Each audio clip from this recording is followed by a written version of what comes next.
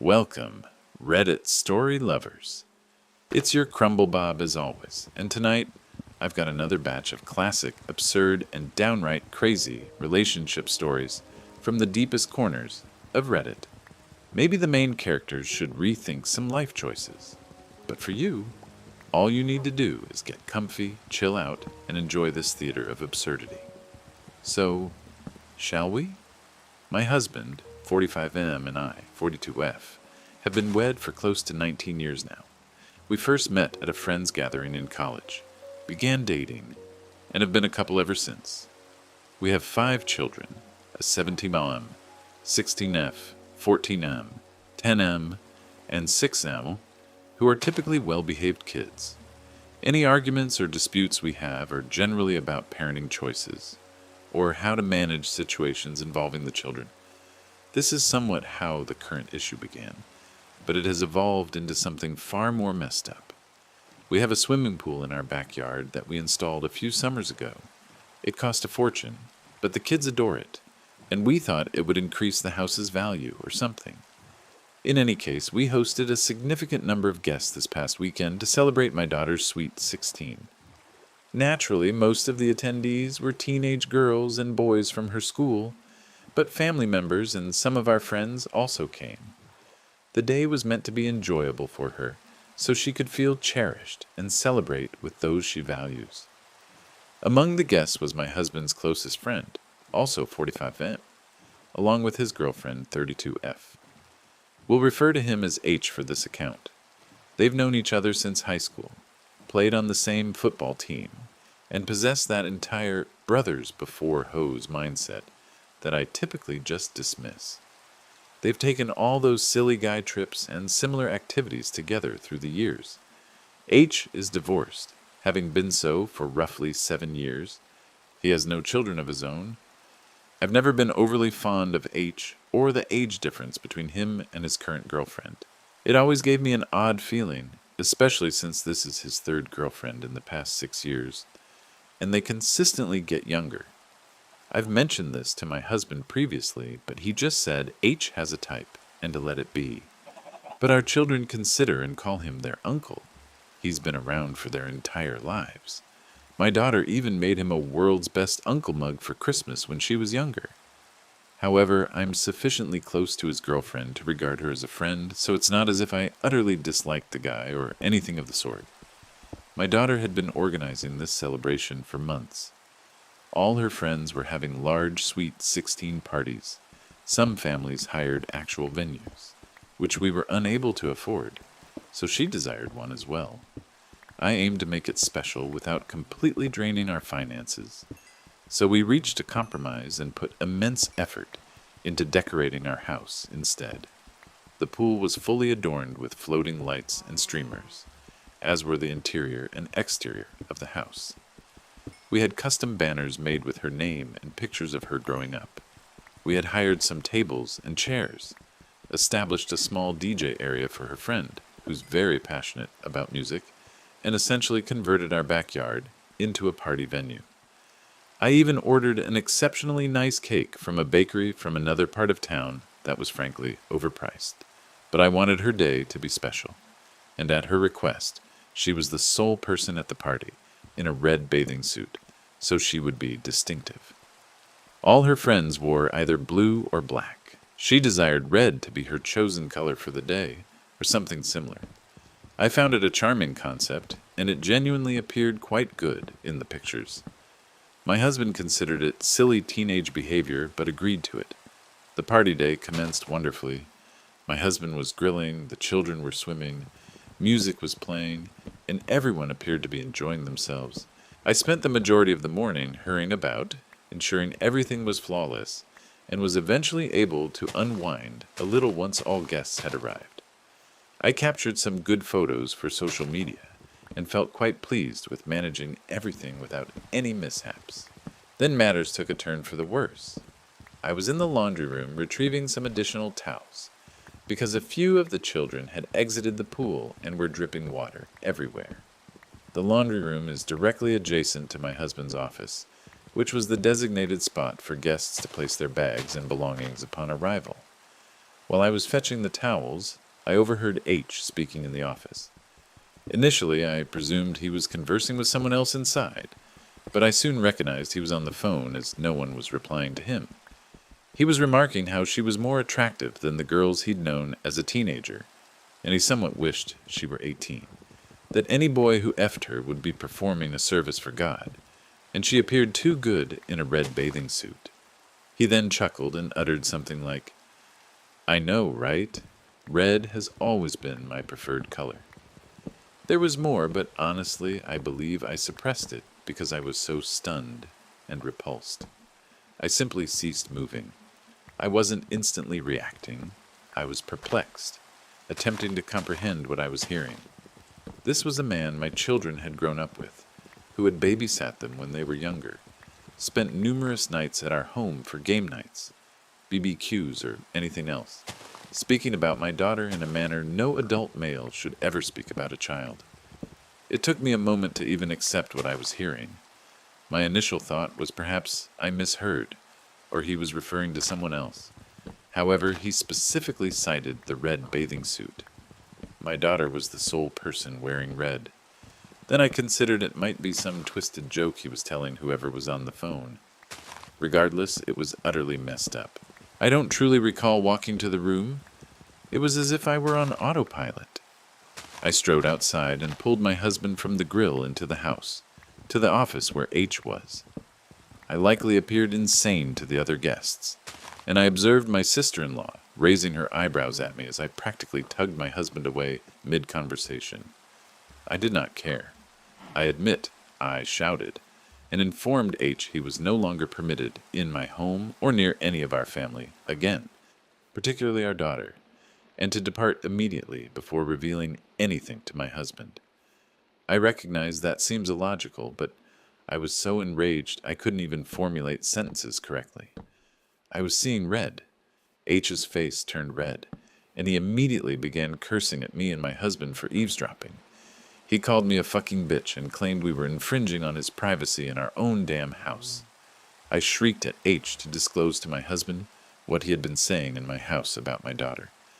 H grew even angrier before storming out and leaving in his girlfriend's car without his girlfriend. He didn't bid anyone farewell. He simply grabbed his belongings and departed. Throughout this, my husband stood there, looking back and forth between us as if he had no clue what was transpiring. He grew irritated and demanded to know what had occurred, so I took a moment to try and compose myself before recounting what I'd heard. I was trembling. I was so furious. When I told him, he just stood there with a blank expression. Then he stated we would address it later and simply let our daughter enjoy the remainder of the party. He argued that we shouldn't create a scene and spoil her day. I concurred because I didn't wish to ruin her day, and we rejoined the party, even though we received a few stares from people who had overheard the yelling. My sister-in-law kept attempting to get me to explain what happened, but I merely said it was a misunderstanding. I attempted to appear cheerful, but I felt nauseous and continued to observe my daughter, wondering if H had ever said or done anything to her directly. H's girlfriend, let's call her S, approached me near the end of the party, inquiring why H was flooding her phone with messages, calling me a bitch, an asshole, basically every insulting name imaginable, even asserting I was a whore just like my slut daughter. I was utterly shocked and pulled her over to my husband, who gave me an exasperated look. He told me to let it subside for just a bit, and he would speak to H after the celebration. I felt like I was losing my mind.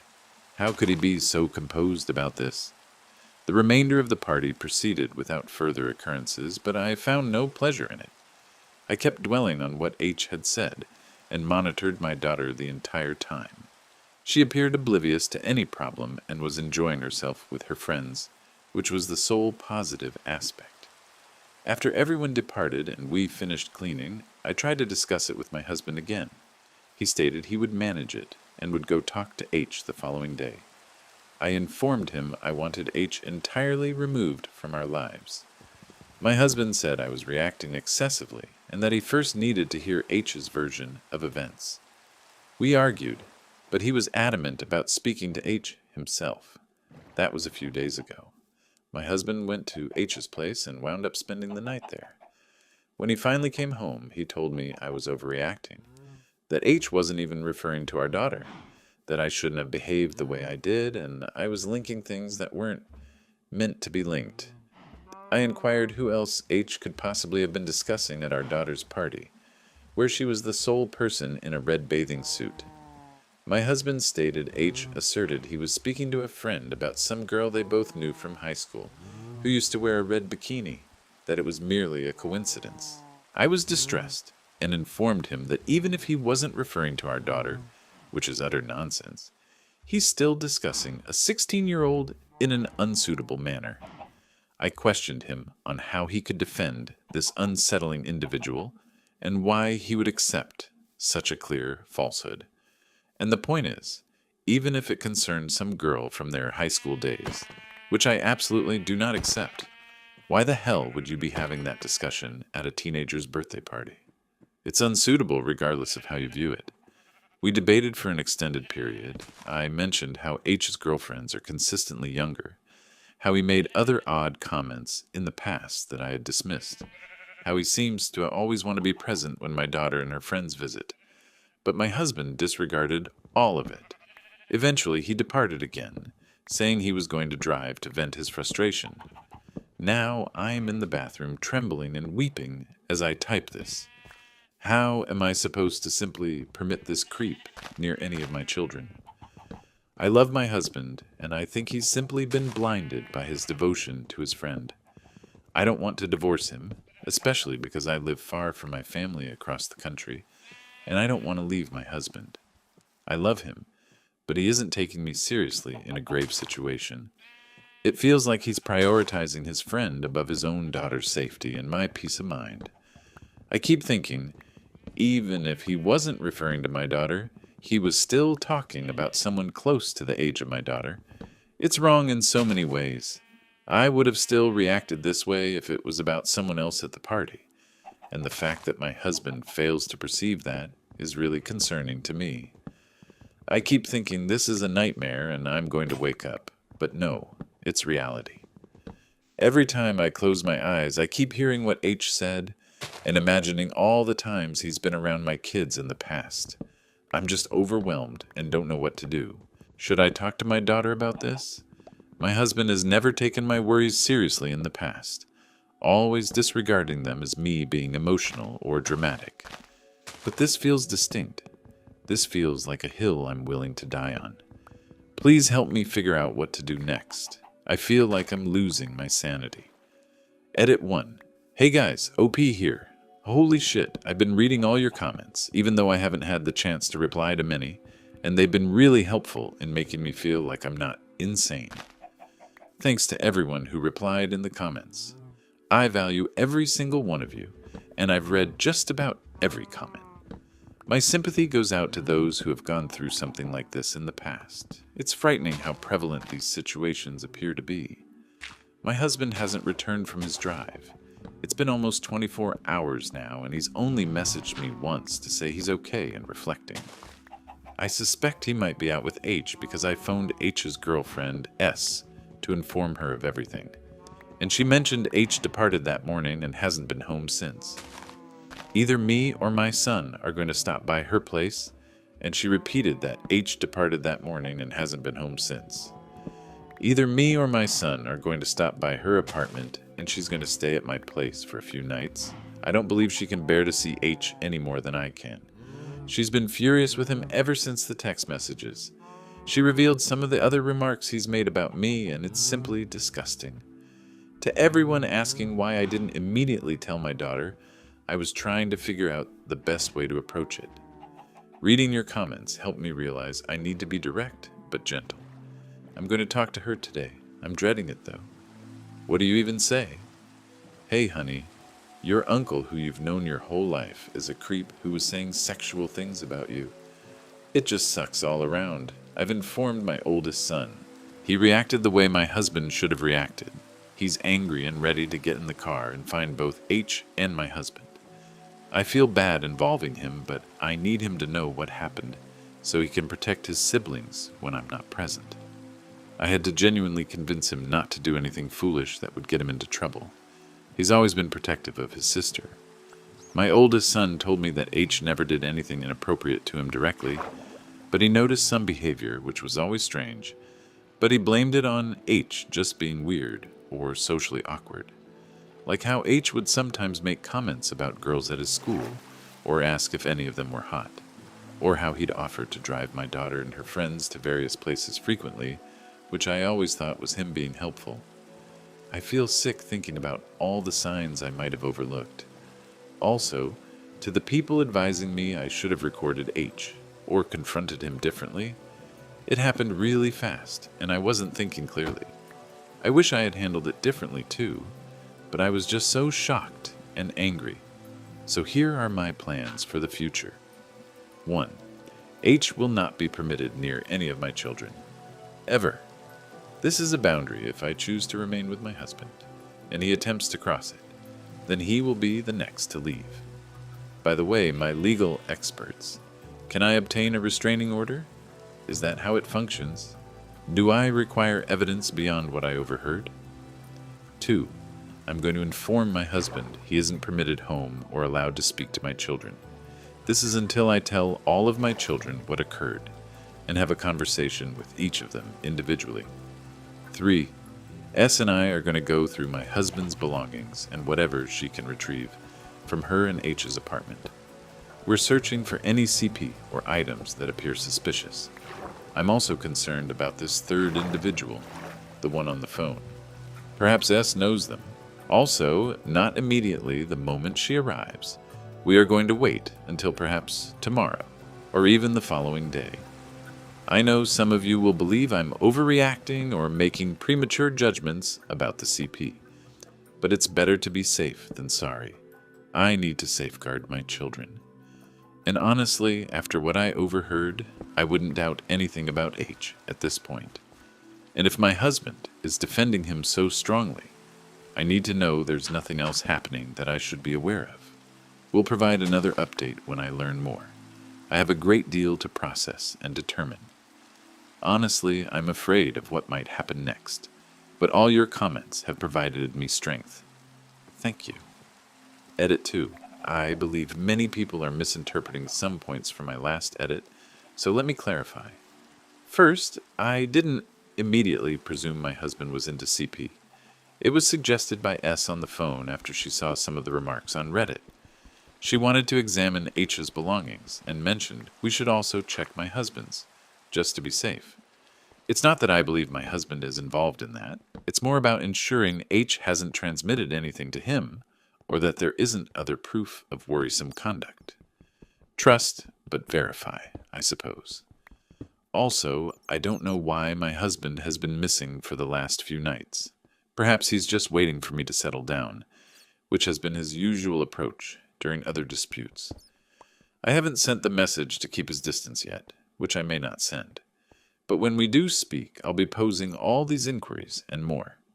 To provide context, my husband and H met in high school and have remained friends since then. I'm rather accustomed to my husband not supporting me. Telling me I'm overreacting or marginalizing me has frequently occurred in our relationship. I suppose this has truly made me see the past differently. I used to just acquiesce to maintain harmony. On one occasion a few years ago, my husband's brother made remarks about my weight after I had our fourth child, and my husband merely dismissed it as a joke when I became distressed. Or when H uttered a sexist remark at a dinner party and I confronted him, my husband later informed me I was being overly sensitive and ought to learn to accept a joke. It's consistently been that way. I just never imagined it would reach something this grave concerning our children. I don't intend to divorce him yet, even though I know I acted too quickly on that last night. If I discover anything suspicious or something that makes me reconsider this, it will be considered deeply and carefully. I still love my husband. I know he loves all of our children. I'm just waiting for him to acknowledge what H did was wrong, or to apologize for disregarding my concerns. Regarding my children, I will be speaking with my daughter very soon, and all of your guidance has greatly assisted me on how to approach it. I believe I'll say enough for her to comprehend without delving into the explicit details. I don't want to distress her more than needed. I'm just anxious about the entire discussion. Many of you are requesting updates. I'll post if anything significant occurs, but right now it's simply waiting for my husband to return home so we can have a genuine conversation about all of this. S should arrive in a few hours. Thanks again for all the assistance. Update. Okay, everyone. Apologies. It took some time to update. Things have been chaotic around here. I believe I've sorted this out. Much has transpired, and I'm typing this under stress. I can't believe how supportive everyone has been, but there have also been some truly vile messages in my inbox that I'm simply disregarding. So for those who did not see my earlier comment, it was hidden within the thread. I am not divorcing my husband at this moment. If anything suspicious or something I see that crosses a line, that notion may change, however. I did not immediately presume my husband was into CP. It's something I believed H might be involved in, considering what I overheard. During a phone conversation with S, she suggested we examine my husband's belongings as well. I agreed. My husband and I have an open phone policy anyway. I'll confess I haven't looked at his phone since our second child was born, so it's not like I was overstepping by saying this. Anyway, S came over, and we had an extended discussion. She has chosen to leave H, and I'm assisting her in determining how to retrieve her belongings from their apartment. She informed me H has always been a little strange, but she never imagined anything of this nature. She's been staying in our guest room for a few days now, so today I had a very extensive conversation with my second oldest son and my daughter. I told them what happened, though omitting a few details, like the text messages, and simply stated that H had been uttering inappropriate remarks. I told them that whatever transpires moving ahead, it's not their fault, nor is it my daughter's in any way. It's the pedophilic mind of someone we trusted. I asked them if he or anyone else had done anything to any of them, and if so, that I wouldn't be upset with them, and would be proud they spoke up. These discussions are so hard to have. My daughter was distressed, but didn't appear overly shocked, which troubles me. She mentioned he would sometimes get too close, put his arm around her shoulders, but nothing that ever made her feel deeply uneasy. She noted that sometimes he would offer to drive her places alone, or invite her to come over and swim in his apartment complex's pool, but she always had other plans, or I would say no. I repeated to her that she was not to blame for what happened, and it's all on H. We hugged, and I held her as she cried for a while. I felt like such a failure as a mother for not protecting her more effectively. How did I overlook these signs? My second eldest son was quiet, as he often is, but he told me that he never truly liked H and thought he was strange. He said something about how H would sometimes talk about girls in a way that made him uncomfortable. I asked him again if anything occurred directly to him, and he said no. We discussed more things related to this sort of situation, and I think it concluded well, though I'm still worried about them both. My two youngest children simply know that H did bad things, and we won't be seeing him for a very long time. I didn't want to explain too much to them since they're still young. My 10-year-old inquired if H was in jail, and I replied no, but that he wasn't an appropriate person to be around. My 6-year-old simply nodded and returned to his toys, hopefully too young to truly comprehend. Then around lunchtime, my husband arrived home. I never did proceed with telling him to stay away, and he was essentially weeping at my feet outside our front door. He informed me he was so bewildered and enraged about what occurred that he was certain his best friend wasn't like that he had been drinking the previous night after he departed and descended into a measure of self-loathing. He wasn't with H, however, but he had been messaging him that evening. I questioned him why he never defended me and my daughter, why he remained the night with H after everything I had informed him. He stated I was causing a commotion at our daughter's bidet party and didn't wish to spoil the day for her. And he stayed the night because it was too late anyway by the time he ceased conversing with H. I dislike this apology, however. Perhaps it's the remarks reverberating in my ears, but it felt insincere, and that he was downplaying my anguish and amplifying his own. The manner he was behaving felt more like he was apologetic for himself than apologetic for not safeguarding our daughter. He repeatedly mentioned how difficult this was for him to lose a friend of 3 decades, how he felt betrayed, how he didn't know what to consider. Nothing regarding how I felt or how our daughter might feel. He became quiet when he saw S at the house, though. I informed him that she was staying for a few nights. I didn't offer him much of an explanation. Later, when I began preparing dinner, he came up behind me and embraced me. I pushed him away, informing him that I didn't want any physical contact with him anytime soon. He became angry, stating that it was resolved now that he had apologized and pledged to stand up for us in the future. I told him that he needed to compensate for what he did in the past first, that he had to speak with our daughter. He went off to sulk somewhere, and I haven't really seen much of him since. He did eventually speak with our daughter, but I have no idea what he communicated. She hasn't brought it up, and I don't want to intrude if she's not ready to discuss it. I hope he apologized for not trusting me immediately. We haven't yet examined my husband's phone or computer. Honestly, I'm apprehensive of what we might discover, but also somewhat certain we won't find anything. I believe he's simply oblivious when it comes to his friend, not implicated in anything himself. At least I hope that is the situation. H has been messaging and phoning my husband incessantly. I've told my husband he needs to block him, but I'm uncertain if he has. I overheard him on the phone yesterday having what seemed like an argument, but he took it outside so I couldn't hear what was stated. S and I did examine H's phone before she departed him. She knew his password. There was some repulsive content in his search history, but nothing illicit that we could discover. Numerous barely legal searches, though, which merely confirms my suspicions about him. She's planning to file for a restraining order based on some threatening texts he sent her after she left. Hopefully that made enough sense as I'm hurrying through this last part. A big thanks to everyone who's been helping me. It's just a lot to do in a short time now that my husband is already back in the home. Also, to the misogynists who keep telling me to take a step back and breathe, that my husband is being logical and I am being emotional, scroll up 3 paragraphs to where he was sobbing on our doorstep. I'm not sure what comes next. I think I've done what I can for now to protect my kids. My husband and I are sleeping in separate rooms at the moment.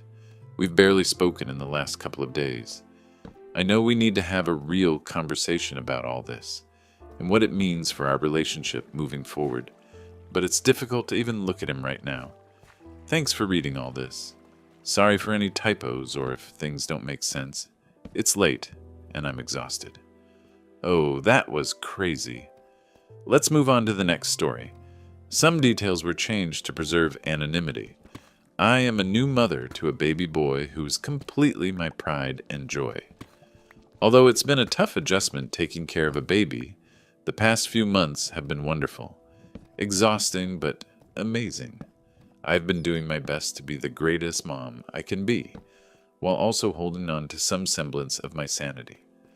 I have a boyfriend of 3 years who is the first person, in terms of relationships, that I have ever genuinely loved.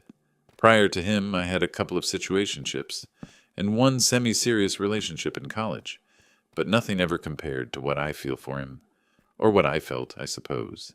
He has always been supportive and kind, and I truly believed we were doing great as new parents and also as a couple. When we discovered I was pregnant, it wasn't really planned. I was on birth control, but I caught a stomach bug, and, well, it seems that can make the pill less effective. You can look it up. I was afraid to tell him initially, anxious about how he might react. But he appeared excited once the initial shock wore off. He went to all the appointments, helped put together the nursery, and was present for the birth. He even teared up when he first held our son, which made me tear up too. Although, to be fair, everything was making me cry back then. Hormones are a bitch. He has been a good father so far, changing diapers and handling night feeds when I'm too worn out to move. Just the usual new parent stuff. He was the one who discovered that bouncing on an exercise ball was the only thing that could get the baby to stop crying at 3 a.m. And he ensures I eat real food instead of just living on granola bars and cold coffee, which I am grateful for. This past Friday night changed everything, though. He got home from work while I was putting the dishes away during one of the few moments the baby was actually asleep, and he simply asked me for a paternity test. It came completely out of nowhere. "I think we should get a paternity test," he said, and at first I thought I had misheard him. I actually chuckled, thinking it was some kind of strange joke. I'm a different race than he is, but our child, aside from the skin tone, is literally his spitting image from photos I'd seen of him as a baby. The same eyes, the same nose, the same dimple on his chin, the same small cowlick at the back of his head that makes his hair stand up in the morning. His own mother even pointed it out the first time she saw the baby. "He looks exactly like you did," she had said while showing me old baby photos on her phone. "It's truly uncanny." I was floored when he asked, and his reasoning was that he needed to be sure he was the father. He needed that certainty. All I can recall as he was talking is just an immediate pain in my chest. It was like someone had punched me directly in the heart. At first, I couldn't even form any words. "Are you being serious right now?" I finally managed to get out. He nodded, his expression completely serious. "I just need to be certain. This is important to me. The man I love does not trust me. He would genuinely believe that I would sleep with someone else, cheat on him, and then attempt to pass off another man's child as his own. I have never once given him any reason to think I would cheat on him. I don't even have any close male friends because in the past he has made comments about boundaries and relationships that made me uneasy. For example, when my former coworker texted me happy birthday, and he jokingly asked if I was having an affair. I dismissed it at the time, thinking he was just being ridiculous. But now I wonder if there was something more behind it. I have tried to be transparent and communicative, and it still wasn't enough. I literally share my location with him through my phone, not because he requested it, but because it seemed logical for safety reasons when I was pregnant and traveling to work late. But even so, I have nothing to hide. He can check my phone anytime he wishes. I don't have locks on anything. "Why?" I asked him as soon as I could speak again. "Why would you think I would cheat on you? Have I ever given you any reason not to trust me?" He shrugged, appearing uncomfortable. "It's not about you in particular. It's just something every man ought to do, to be certain." He told me he would give me time to consider this, that he wouldn't go behind my back to do this test. But for our relationship to progress, he needs to be 100% certain. He repeated this because, in his own words, he needed me to understand just how serious he was. Then he just walked away, as if he hadn't just accused me of the most terrible thing. I spent the entire night crying quietly in the bathroom, while he slept peacefully in our bed. The next day, he acted as if everything was normal, playing with the baby and asking if I wanted to get takeout for dinner. I just nodded and went through the motions, trying to process what had taken place. I tried to talk to him about it again that night after we put the baby down. "I don't understand where this is coming from," I said. "We have been together for 3 years. I have never given you any reason not to trust me." "It's not about trust," he insisted. "It's about certainty. It's different for men than it is for women.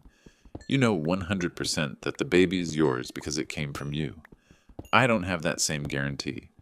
I asked him if he had been talking to someone who put this idea in his head, or if something specific had occurred to make him doubt me. He denied it, saying it was just something he'd been thinking about. "Do you realize what you're accusing me of?" I asked him. "You're saying you think I might have cheated on you, become pregnant with another man's baby, and then lied to you about it for months. That is what you're saying." "I'm not accusing you of anything," he said, becoming defensive. "I'm just saying I want to be 100% sure. It is a reasonable request." "Is it, though? Is it reasonable to suddenly question the paternity of your child, who looks exactly like you, when your partner has never given you any cause to doubt them? It does not feel reasonable to me. It feels like a slap in the face." After thinking for a few days, I have decided I am going to allow him this paternity test because I have nothing to hide. I never cheated and would never have cheated on him.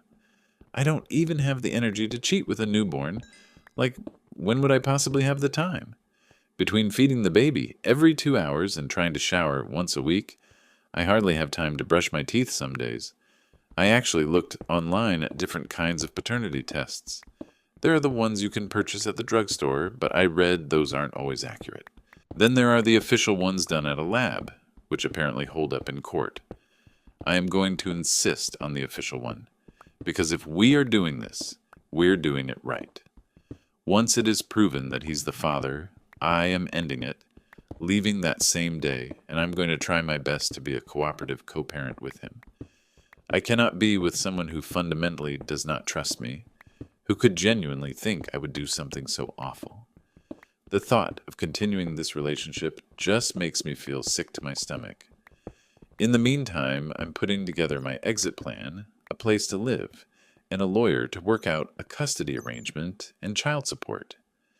I've started setting some money aside for my maternity leave payments and looking at apartments in my price range. I was already saving for the baby's future, but now I'm redirecting some of that to a get-out fund. I've also started documenting everything. I don't believe he would try to take the baby from me or anything, but better safe than sorry. I can't even tell my family or my friends right now because they would go nuclear, and my first priority is our child. My brother would probably want to punch him, and my mom would never speak to him again. My mom was cheated on by my dad when I was little, so this would especially trigger her. And my best friend, who never really liked him to begin with, would just say, "I told you so." I am not ready for any of that right now. I hope the test was worth it to him because he's going to lose me in the process. I'm trying not to be dramatic about this, but I just can't see a way forward. The trust is broken. Even if I wanted to forgive him, how could I ever be sure he wouldn't accuse me of something else down the line? The worst part is he doesn't even seem to realize how serious this is. He just keeps going about his day like normal, playing with the baby, watching TV, suggesting we order pizza. Meanwhile, I feel like my world is falling apart around me. I'm trying to hold it together for the baby's sake, but it's hard. I'm not asking for advice or reassurance or to explain his side. I'm just realizing this part of my life is now finished. What a way to begin the new year, huh? Anyway, has anyone experienced something similar? Update 1. We did the paternity test my BF requested. It's been a couple of weeks since I posted, and I have just been navigating things since then. I'm going to call my BF, Mason. I'll be using a fake name going forward. To keep things clear, this is going to be long. I apologize. Also, why post on Reddit? I don't know, guys. I don't know. Maybe because I can't really speak to people in my real life about this without them hating him forever. Or maybe because I needed confirmation from strangers that I wasn't overreacting. Or maybe just because I needed to vent somewhere anonymously. Take your pick. To clarify a couple of things many commenters brought up. 1, we're different races, but as far as I know, his family, plus his extended family, is more than okay with it. His mother actually set us up. I went to a dinner party and he and I were the only single people who had been invited, and we hit it off. She later admitted to trying to set us up. So no, I don't believe this is some odd racist thing like a few of you suggested. His family has always been welcoming toward me. His mom calls me every other day to check in on the baby and me. His sister asked me to be a bridesmaid in her wedding before we were even engaged. Not yet. So I truly don't believe this is about race. We have had no problems with cheating or any situations where things might seem sketchy in the years we have been together. We also haven't split up or taken any breaks. Our relationship has been quite solid. Apart from the usual arguments over household chores and what to watch on Netflix, we did experience a rough patch during my first trimester, since I was so sick constantly and likely not the most pleasant person to be around. But we got through it, and I believed we were stronger because of it. Our son is his spitting image. My boyfriend confided in his cousin about the paternity test a couple of days after he asked me, And the cousin told his wife, and it spread like wildfire, particularly in their family group chats. I wasn't part of this group chat, but his sister told me about it, apologizing for the family drama. His mom stopped the speculation, though, by making a half-and-half picture of him and our son, but also by adding some extra individual photos of both of them. She posted the pictures in the family group chat and said, "Look at the old pics I found of Mason." After people commented, she said, "Actually, the one on the right is my grandchild, or this one isn't Mason." Literally, the family members just believed it was the same person in all of the pics, and that some of the photos were taken in darker lighting. That is how much our son resembles him, which I find funny but also a little annoying. Like I carried you for 9 months, all for you to be a copy of your dad. Where are my genes in this mix? I didn't see the group chat, but the subject died down after his mom did that. I should add that his mom called me privately to say sorry for the family gossip and to tell me how disappointed she was in her son. She said, "I raised him better than this," which made me cry because at least someone understood how painful this was. Anyway, we spoke. When I had made the first post, I was so furious and planned to leave, but the anger was quickly replaced by hurt once I settled down. I realized if I blindsided him like that, I would be doing the very same thing that he did to me when he asked for a paternity test. Plus, we have a child together now, so everything is more complex. I had to consider what was best for our son, not just what would make me feel better in the moment. I planned to ask him to talk, but I also didn't want him to believe I was trying to avoid the test. So in advance, I booked an appointment at 2 different paternity test locations. I asked him to talk when he got home, and I made sure our child was at my mom's. I told her I had a doctor's appointment, which wasn't entirely a lie since we were going to medical facilities, just not for me. I told him that whatever happened with this talk, the paternity tests had been booked and would go forward. I basically asked him his reasoning and when he started having doubts about paternity. Was it a previous relationship? Did cheating happen? He said it was about a week before he asked me that he started having doubts. He said that he was on his lunch break one day just reading articles, and he clicked on an old article about a man who found out his 3 kids weren't his after like 20 years. This led him into a rabbit hole of podcasters and YouTube videos that encouraged men to ask for paternity tests. While he thought those podcasters were idiots, he said that paternity was an exception. He said his reasoning was that some women have done this before and he wanted to be sure. He said, "You know it's yours because the baby comes out of you." But how do I know? The test gives me that assurance. I asked him if he actually thought I had cheated or if this was just some general male anxiety thing. He hesitated, which told me everything I needed to know. He finally said he didn't think I cheated, but he couldn't be 100% sure, and that uncertainty was eating at him. I was hurt by that, but I decided to explain how I felt. I said that for him it was a rational request, while for me it was basically him saying that he didn't trust me.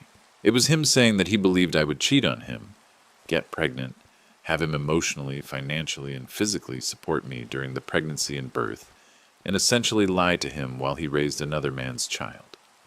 I told him that I understand that women had done this before, but the fact that he thought I would do this to him is what troubled me. I told him the truth, that when I was angry I had planned to leave and that I even went looking into a lawyer, a co-parenting plan, and a new place to live. He was shocked that I would leave for something so small. I found that to be strange, that he believed issuing an ultimatum about a paternity test and basically accusing your partner of cheating was something small. Small? I said. You think accusing me of cheating and lying to you about our child's paternity is small? What would be a big issue then? What would actually matter to you? He backtracked, saying he didn't mean it that way, that he just didn't expect such an extreme reaction, which made me even angrier. Was I supposed to just smile and say, "Sure, honey, whatever you want," while he questioned my fidelity? I told him I was really hurt by what he said, that I was still hurt, but that if he needs this peace of mind, then we would do it. He asked about our relationship, and I told him, I don't know if I can get past this, I said honestly. I don't know if I can get past this, I said honestly. I don't know if I can be with someone who thinks so little of me. He promised he would make it up to me. He said we could go to couples counseling, that he would do whatever it took to regain my trust. We did the test 2 days later and got the results back after 3 days. He opened both of them, and to the surprise of no one, he's the dad. He was visibly relieved when he read the tests, and I don't know why that hurt more. His relief just confirmed for me that he genuinely thought there was a possibility the baby wasn't his. He wanted to celebrate, suggesting we go out to dinner or order in something nice, as if this was a happy occasion. I couldn't believe it. I just went to the bedroom and cried. He followed me, confused about why I was still upset. We should be happy, he said. Now we know for sure. You know for sure, I corrected him. I always knew. I never had any doubt. It's been about 2 weeks from the results, and I'm still really hurt. God, I sound so pathetic. I feel pathetic. I thought the results would maybe relieve some of that, but they didn't. It's like a switch flipped when he asked for the test, and I can't find a way to flip it back. I'm pretty sure postpartum is playing a part in this because all I do is cry, and I wasn't like this before. I've been trying to be a good mom despite all this. The baby is my priority. I get up with him at night. I feed him. I change him. I do all the things I'm supposed to do. But I feel like I'm just going through the motions. It's like I'm outside my body, watching myself take care of this tiny human, while my heart is breaking. I've also moved into the spare room, which he was against. But I felt bad, because except for when our son is awake, I'm sad all the time. I can't sleep next to him anymore. Whenever he reaches for me in his sleep, I tense up. Whenever he tries to touch me, I feel repulsed. I'm searching for a therapist. I don't know how people find therapists they like so quickly, BTW. And he wants to do couples therapy, and he's looking for one. He already has a few appointments scheduled just to try them out. I appreciate that he's making an effort, I really do. But I don't know if it's enough. We had a major argument last night because he wanted to have sex, and I just couldn't. I don't have any desire for him right now, and when he tried to touch me, I flinched. He became upset and said I was punishing him for something reasonable. I said I wasn't trying to punish him, I just didn't feel comfortable being intimate right now. He stormed out. This morning he apologized, said he was being insensitive, and should give me time. But then he asked how much time I needed, as if there's a fixed timeline for getting over something like this. As if I could say, oh, give me exactly 17 more days and then I'll be fine. He wants to move on, marriage, more kids in the future, and return to how we were, and he thinks that our relationship is now stronger. Well, I'm just thinking our relationship at the moment is weaker than a person on stilts. I'm not sure I would say we are together. The physical affection has disappeared. I'm not in the right frame of mind, and I don't want him touching me. We seldom talk about anything besides the baby. It's awkward, and I'm trying to find a path back to where we were, and I can't see how. I don't know what to do. Edit, I truly appreciate the kind messages. I know some people are worried, but I have a backup plan in place. I have a lawyer. I have had a childcare/custody plan arranged during these last 2 weeks. I've told my family, who are mostly nearby, I own a rental property I can move to. Our finances are separate, so I'm fine there. I know myself, and I know I'm not in the right headspace at the moment. I'm staying in the spare room. There is no affection. Therapy, individual or couples, will hopefully help me, and possibly reaffirm that I had the right idea from the start. It's not as easy to leave when a child is involved. So I'm making sure that I'm mentally okay, our child is doing well, and then I will make a decision. Thank you, though, for all your kindness and insights. I truly appreciate it. Update 2, I know it's been some time since my last update. A lot has occurred, and I've been trying to process it all. Also, my old account was locked somehow, and I couldn't recall the password because I created it when I was half asleep and emotional. So here's a new throwaway. Sorry for the confusion. I left. Things have gone downhill, and on advisement, I can't really talk about it until things are settled in court.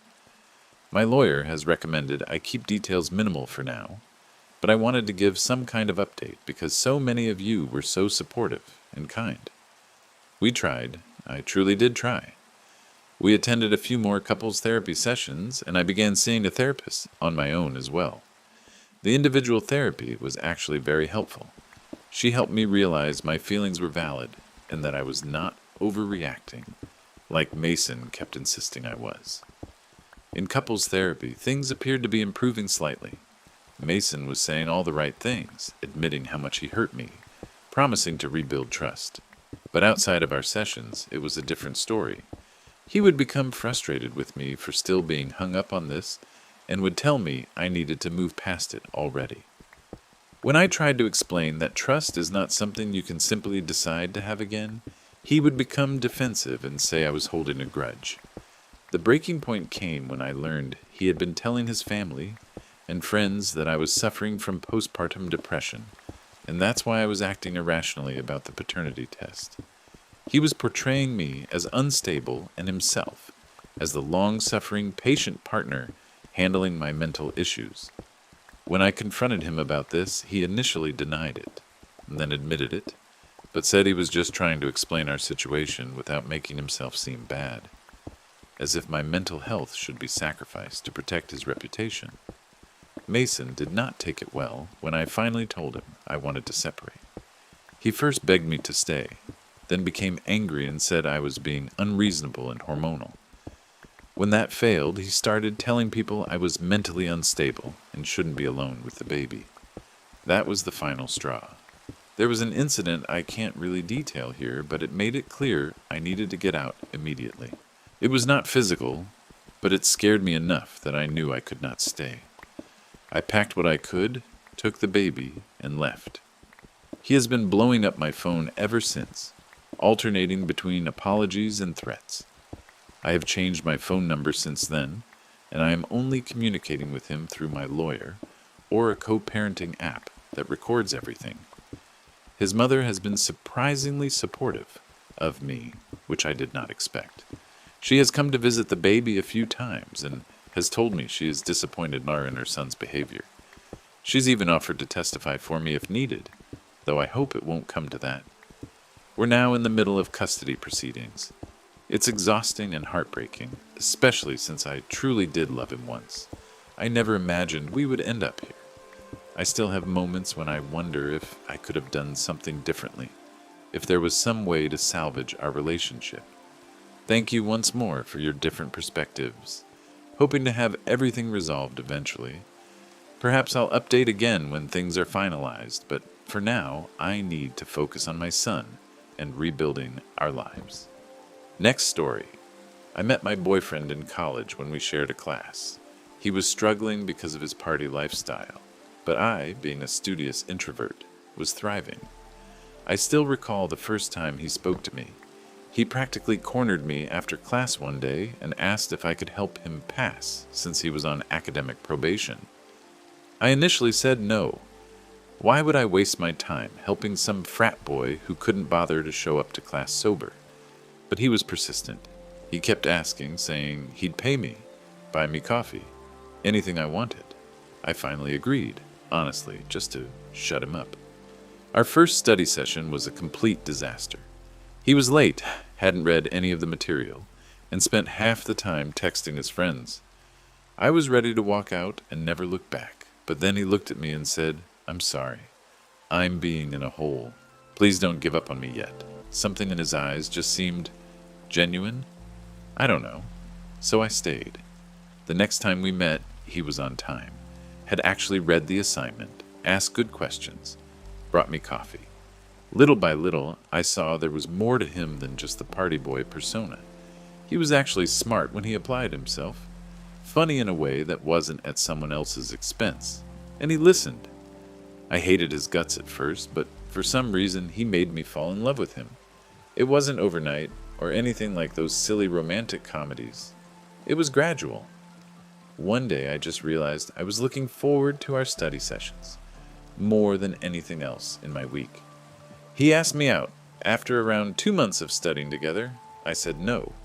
He didn't press the issue, simply said, "Okay," and returned to discussing Chaucer, or whatever we were studying that day. He asked again, a week later. I said no again. This continued for about a month, until I finally said yes, mostly because I was curious if he'd ever give up. Our first date was so awkward. He took me to this fancy restaurant and was clearly trying too hard. I was uncomfortable in my dress and heels. The conversation was stiff. We both hated it. Then midway through dinner, he just looked at me and said, "This sucks, doesn't it?" I laughed so hard I snorted water out my nose. We left, got burgers instead, and ate them in his car while listening to music. That was the night I realized I might actually like this guy. He was such an open book too, and patiently waited for me. I didn't let him kiss me till 4 months into dating. I know that sounds ridiculous to most people, but I had been hurt before, and needed to be sure. When we finally kissed, it was in his dorm room, after we had been studying for finals. Nothing romantic, no build-up. He asked if he could. I said yes, and that was it. But it was perfect in its own way. I didn't sleep with him till our 1-year anniversary. Another thing that probably sounds crazy to most people. He was my first, and I truly wanted to be sure I was giving my virginity to someone who genuinely loved me. I don't regret waiting. He made it special, never hurried me, never made me feel bad about waiting. I didn't ask him to, but he gradually gave up partying and drinking for me. It wasn't as if I gave him an ultimatum or anything. He simply began declining invitations to parties, saying he'd prefer to watch movies with me. He started drinking less than hardly at all. When I questioned him about it once, he just shrugged and said, "That stuff's not fun anymore. You're fun." We both discovered a new friend group in college that we've maintained to this day, mostly other couples or relaxed people who weren't into the entire party scene. We'd have game nights, movie marathons, cookouts, typical things without all the drama that accompanies the party crowd. He gave up everything willingly because he said he'd rather spend time at home with me. I never asked him to change. In fact, sometimes I worried he was sacrificing too much of himself for me, but he always maintained he was happier this way. The one thing from his past that he didn't give up, though, was his childhood best friend, whom we'll call Max. Max always hated me. From the first time we met, he gave me a look as if I were something he'd stepped in. I think he blames me that he sees my BF only a few times a month and that he isn't fun anymore. By fun, I mean getting completely drunk and hitting on anything that moves. Max is that guy who peaked in high school and never moved on. Still talks about the glory days of being prom king or whatever. Still thinks dick jokes are the height of comedy. Still treats women like they're disposable. I tried to like him for my BF's sake. I really did. I smiled through his crude jokes. I made conversation when we were forced to be in the same room. I even defended him a few times when my BF complained about something he'd done. There was this one time a couple years back when we were all at dinner together with some other friends. Max had too much to drink, as usual, and started making these comments about our relationship. Stuff like, "Man, remember when you used to be fun? And you're so whipped, dude. It's sad." My BF laughed it off, but I could tell he was uncomfortable. The worst was when Max looked my BF straight in the eye and said, "You'll come to your senses eventually," right in front of me and everyone else at the table. The whole table went quiet. I felt like I'd been slapped. My BF quickly changed the subject, but the damage was done. I told him afterward I wasn't comfortable around Max anymore, so since then, he never let Max around me, but they still hung out, and I really didn't mind, 'cause I trusted him. They'd meet up for beers or to watch the game maybe once or twice a month. BF would always text me when he got there and when he was leaving, not because I asked him to, but just so I wouldn't worry. He'd always return home sober, or at most a little tipsy, and would recount their evening to me. I once questioned him why he remained friends with Max when they appeared to share so little anymore. A sad expression crossed his face, and he said, "He's been there for me through some truly difficult periods. I can't simply abandon him just because he's struggling." Apparently Max's parents underwent a messy divorce when they were kids, and my BF was the only one who stood by him. I can appreciate loyalty, even if I think Max is a complete jerk. Throughout the years, Max has had this on and off relationship with this girl. Let's call her Hannah. Hannah appeared fine the few times I met her, though I always pondered what she saw in Max. She's attractive in that Instagram perfect manner, intelligent from what I could gather, and had a decent job in real estate, marketing, or something similar. Whenever they would split up, which occurred approximately every 6 months, Max would embark on these drinking sprees, and my BF would need to go calm him down. Then they'd get back together, and the pattern would recur.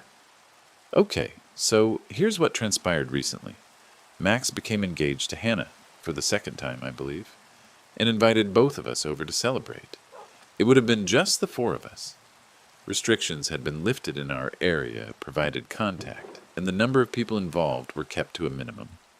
I turned down the invitation, which, in retrospect, was a major error.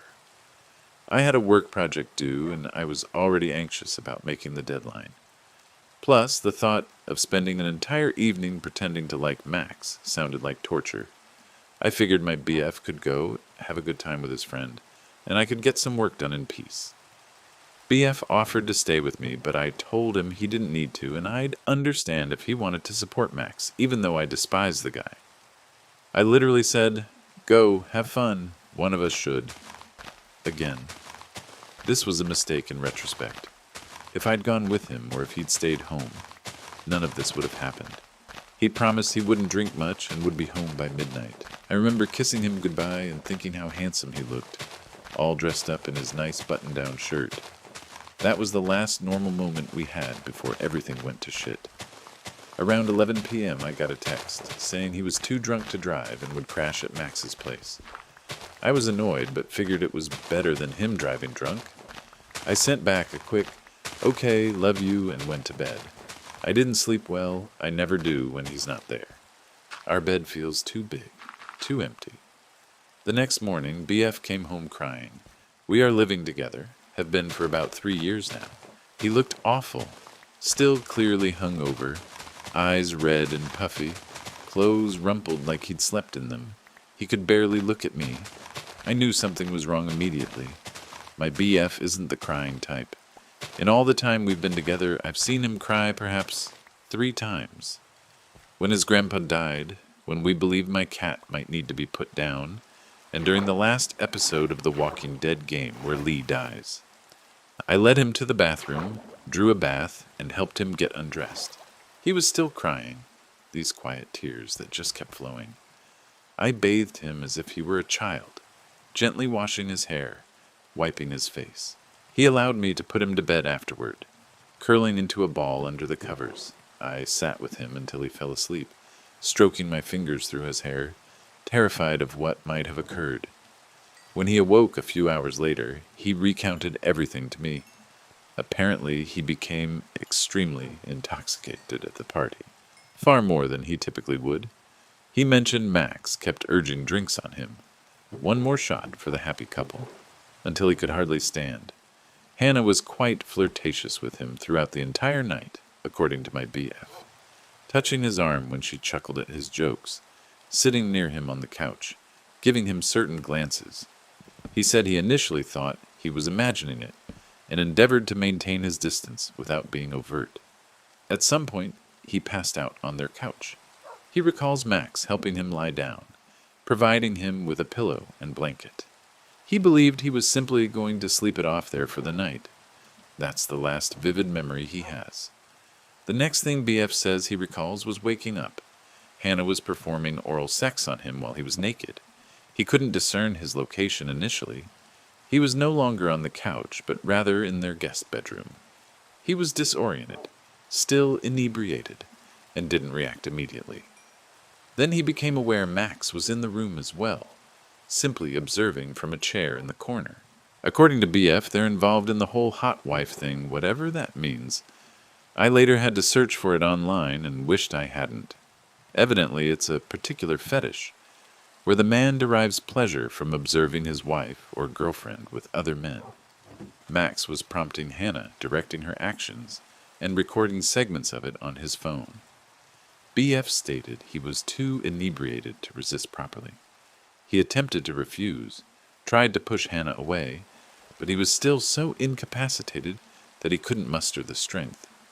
He said eventually he simply relented and allowed it to occur because he didn't know what else to do.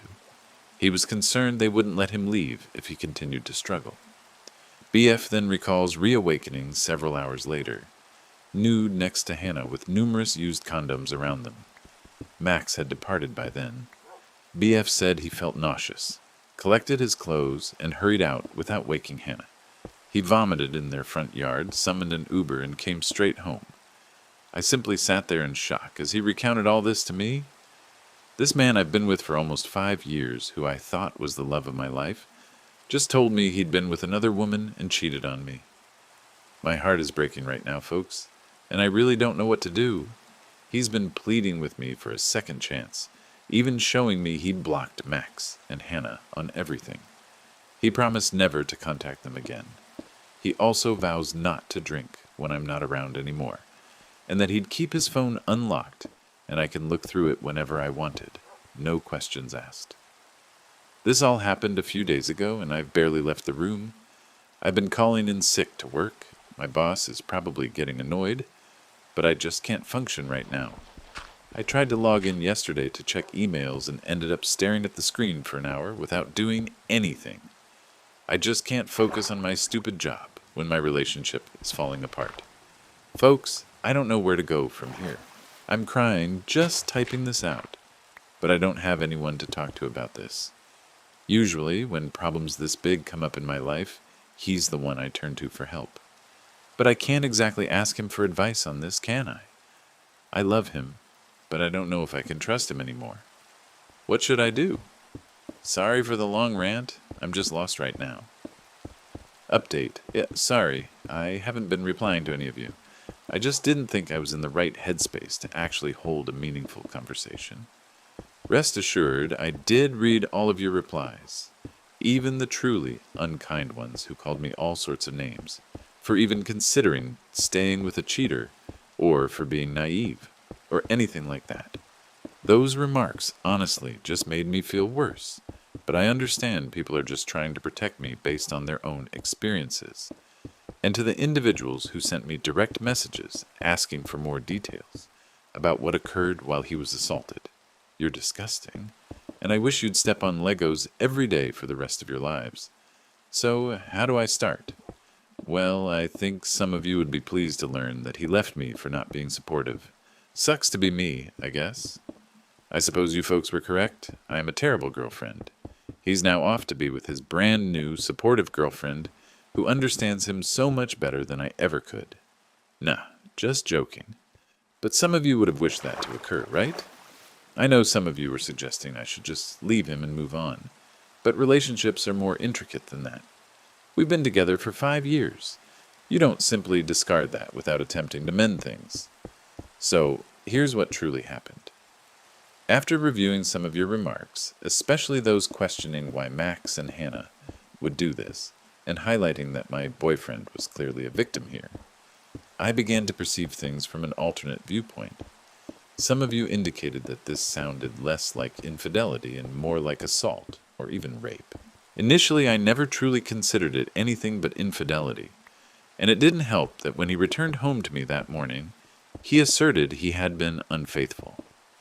I guess my mind just began to descend into a dark place where logic disappears. It's certainly not an excuse, but I truly wasn't in the correct frame of mind after he said he cheated. I was in shock, angry, hurt, confused, all these feelings assailing me at once. I couldn't think clearly. It was as if my brain simply fixated on the word cheating and couldn't process anything further. I suppose it was after the realization that this man would never intentionally harm me that all the anger and pain of being cheated on dissipated. We've been together for years, and he's never even glanced at another woman. Anytime we're out, and some girl attempts to flirt with him, which occurs more often than I'd prefer, he's a handsome guy. He always makes it clear he's in a relationship. He even shows them photos of us together on his phone sometimes. It's actually rather endearing.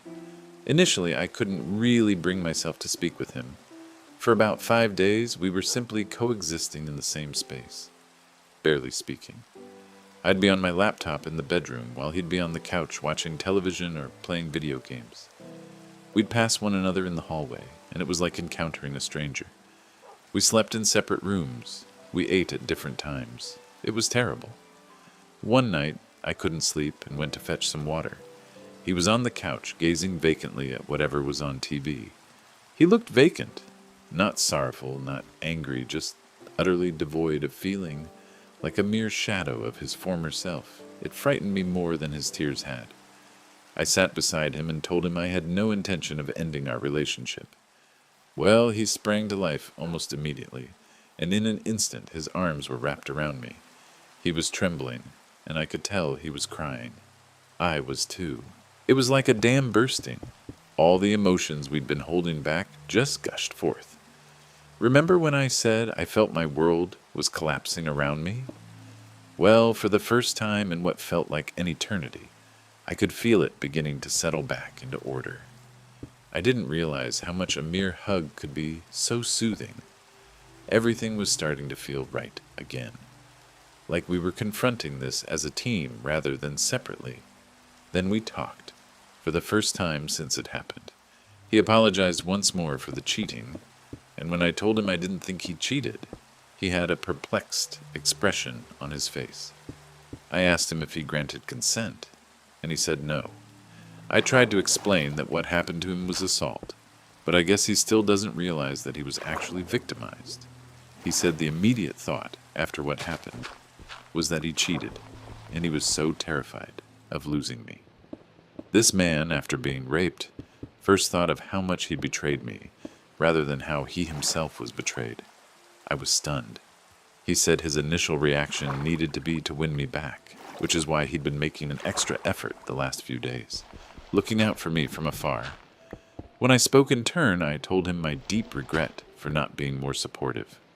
I leapt to conclusions without carefully considering it, which was quite uncharacteristic of me. I'm usually the logical one who examines everything, but I guess when it comes to emotional affairs, reason becomes secondary. We both apologized for not communicating earlier, for allowing this to worsen between us. We agreed we must improve our communication moving forward, especially when difficulties arise. We can't just withdraw and expect the issue to disappear. After a few more back and forths, the conversation turned to Max and Hannah. I told him that I did not want him close to Max or her ever again, and he agreed. I've always thought he was a negative influence, but I never thought he'd go to such extremes. So I never prevented him from meeting his former best friend. He showed me his phone, which no longer had a lock. He said he blocked them both across all platforms, but desired to maintain the open phone arrangement. He said it as reassurance that he is not re-establishing contact with Max. I value the sentiment, but I told him I trust him. It's Max and Hannah I don't trust. I encouraged him to make a police complaint, but he objected to it. He said that even if he was raped, he could not compel himself to do so. I didn't truly grasp the full scope of it initially, but his family and Max's family shared a very extensive history of friendship. Their mothers were college best friends, and their fathers worked together. Not only were the two of them close, but even their families were tight-knit.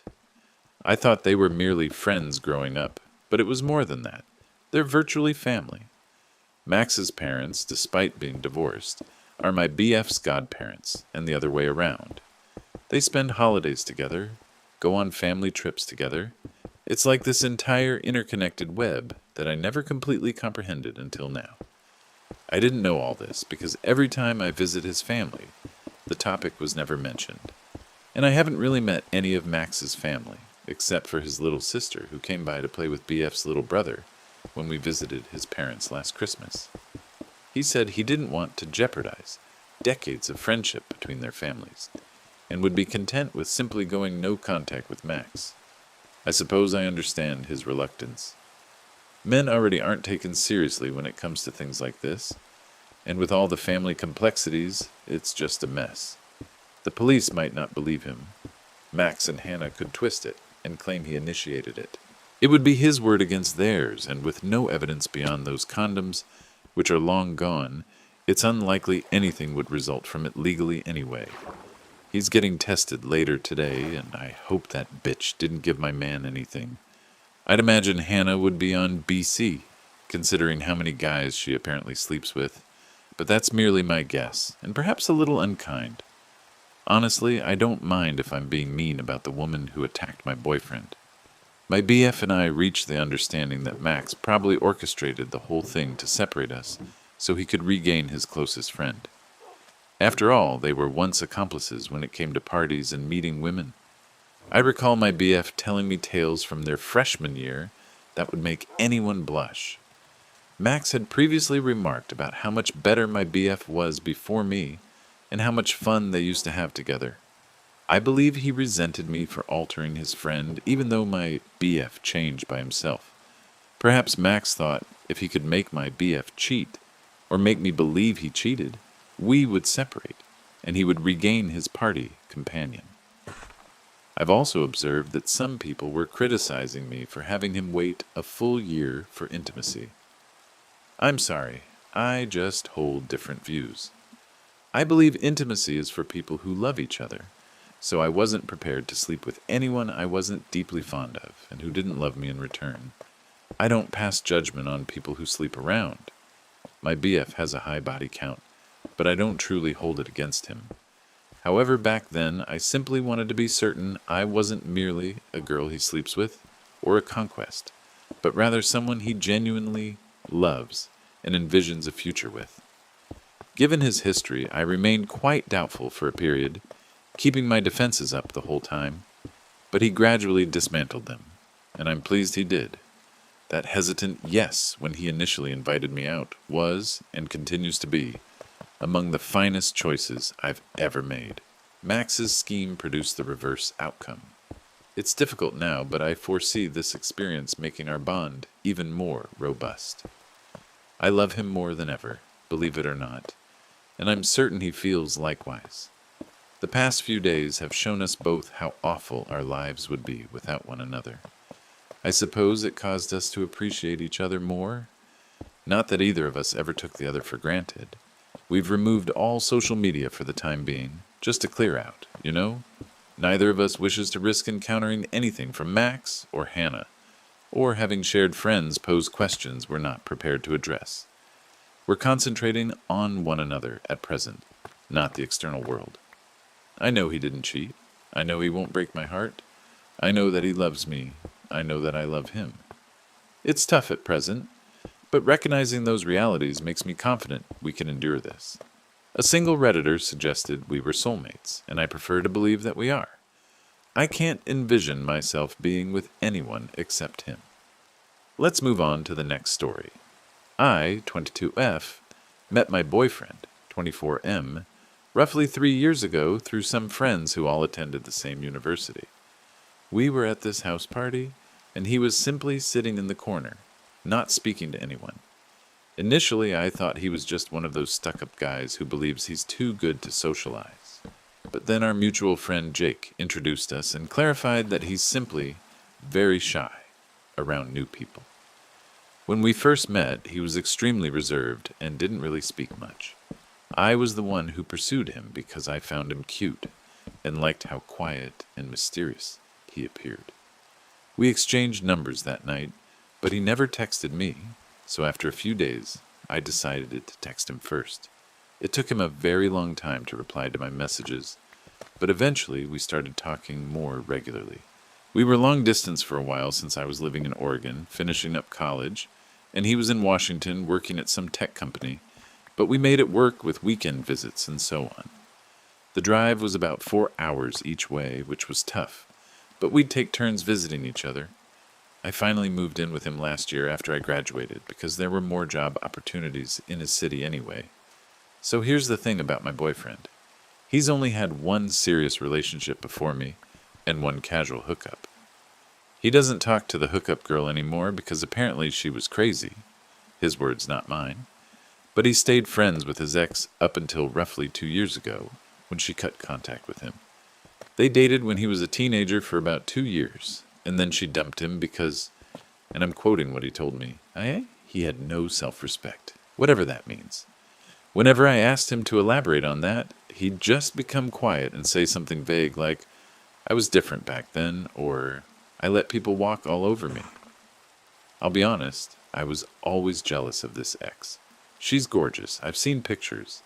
And whenever my boyfriend will be honest, I was always jealous of this ex. She's gorgeous, I've seen pictures, and whenever my boyfriend talked about her, it was like she was some kind of oracle with all of life's answers. He'd say things like, X always said that you should never settle for less than what you deserve.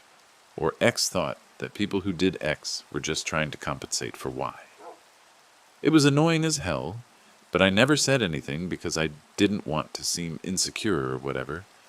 Plus, in the beginning of our relationship, I was trying to be the cool girlfriend who doesn't get jealous over stupid shit. There was this one time when we were having dinner with some of his work friends, and one of them mentioned something about relationships, and my boyfriend immediately started with, my ex used to say. And I just sat there feeling like a complete idiot while he went on about her wisdom for about 5 minutes. His friends all exchanged these looks that I couldn't quite read, but no one said anything. I recall stepping away to use the restroom and simply sitting in the stall, attempting not to cry. When I returned, the conversation had shifted, fortunately. I was somewhat relieved when she broke off contact with him because I believed perhaps he'd finally move on. And for some time, things appeared fine. He appeared less reserved, and we were quite content together. Then last January, I believe it was a Tuesday night, or perhaps Wednesday, I awoke in the middle of the night to pee and realized my boyfriend wasn't in bed. It was around 3 a.m. or so. I heard some strange sounds coming from the living room, so I went to investigate. He was seated on the couch in the dark, and I could discern he was crying because of the odd sniffling noises. The light from his phone was lighting up his face, and I wasn't certain if I should speak up or simply let him be. After all, everyone is entitled to their private moments, right? After some time, he got up to go to the bathroom, and I'm not proud of this, but I glanced at his phone. He was on Facebook viewing his ex's profile. She had recently become engaged, and there were numerous photos of her ring and her fiancé, and them appearing very happy together. I feigned sleep when he returned to bed. I could feel him slipping in beside me, but he was very careful not to disturb me. He was still sniffling slightly, and it took him a while to fall asleep. I just lay there feeling terrible, unsure what to do. The following morning I wanted to question him about it, but he appeared completely normal. He made coffee, kissed me goodbye before heading to work, and texted me during his lunch break, just as he always does. I kept waiting for him to mention it or show some indication that he was upset, but there was nothing, so I chose not to bring it up either. Perhaps it was just a one-off occurrence, you know? Perhaps seeing an ex get engaged is always a bit strange, even if you're past them. I tried to persuade myself that was all there was to it, but then it occurred again a few nights later, and then again the subsequent week. Fast forward to now, it's been about 2 months, and my boyfriend keeps breaking down unexpectedly. We'll be watching TV, and suddenly he'll just get up and go to the bathroom for about 20 minutes, and I can hear him weeping through the door. Or we'll be on the verge of falling asleep, and he'll turn away from me, and I can feel him trembling with silent sobs. It's utterly bizarre, and honestly quite uncomfortable. I keep asking him to speak with me about what's wrong, but he just says, nothing, or I'm just tired, or some other flimsy excuse. On one occasion, he said he was crying because he was thinking about his childhood dog that passed away when he was 15. Another time, he claimed it was because of some sad commercial he watched earlier. That day, I'm not foolish. I know he's being untruthful. I finally grew tired last week and suggested he might consider seeing a therapist, and he became very offended, stating he doesn't believe in therapy, because it's merely a way for people to take your money without truly assisting you. Okay, whatever, dude. We actually had a minor disagreement about it, which is uncommon for us because he typically just disengages when there's conflict. He kept asserting that therapy is for weak individuals who can't manage their own problems, and that he's fine and simply needs some time. This occurs at least twice a week now, and I'm beginning to lose my sanity. I love him. I truly do. But he's always been somewhat distant with me. And now I'm understanding that this woman is likely the reason why. I'm beginning to believe that perhaps she said something to distress him when she severed contact. Because he didn't appear this troubled when she was dating other guys before she became engaged. I found her on Instagram, and I'm contemplating if I should message her and simply inquire what the situation is. Perhaps she has some insight that could help me understand what's happening with him. I know it sounds insane and desperate, but I'm out of options. My best friend believes I should just end things with him, because life's too brief to be someone's second choice. But is that truly what's occurring here? I mean, he opted to be with me for 3 years. He requested me to move in with him. That must signify something, right? Yesterday morning, I attempted to raise the topic again. We were eating breakfast, and I just directly asked him if he was still in love with his ex. He looked at me as though I had 3 heads and said, "What? No, of course not. Why would you even ask that?" I explained that I've noticed him crying a lot lately, and that it seemed to start around the time his ex got engaged. He became very defensive and said that it was unrelated to her, that he's just been stressed about work and hasn't been sleeping well. Then he got up and left for work early without finishing his breakfast. I'm so confused. Edit to add, he's at work right now, and I'm sitting at home contemplating all this. I neglected to mention that when I raised the topic of therapy, he also said something like, "You wouldn't understand because you've never been through what I've been through." Like, WTF does that even mean? We've been together for 3 years and living together for almost a year, and I still feel like I hardly know him sometimes. Also, a commenter inquired if I've talked to any of his friends about this. My answer is no, because most of his friends are also friends with his ex. They all went to high school together. The few friends of his that I am close with now live in different states, so we don't really communicate much. And honestly, I'd feel awkward discussing this with him regardless. One more thing I just recalled.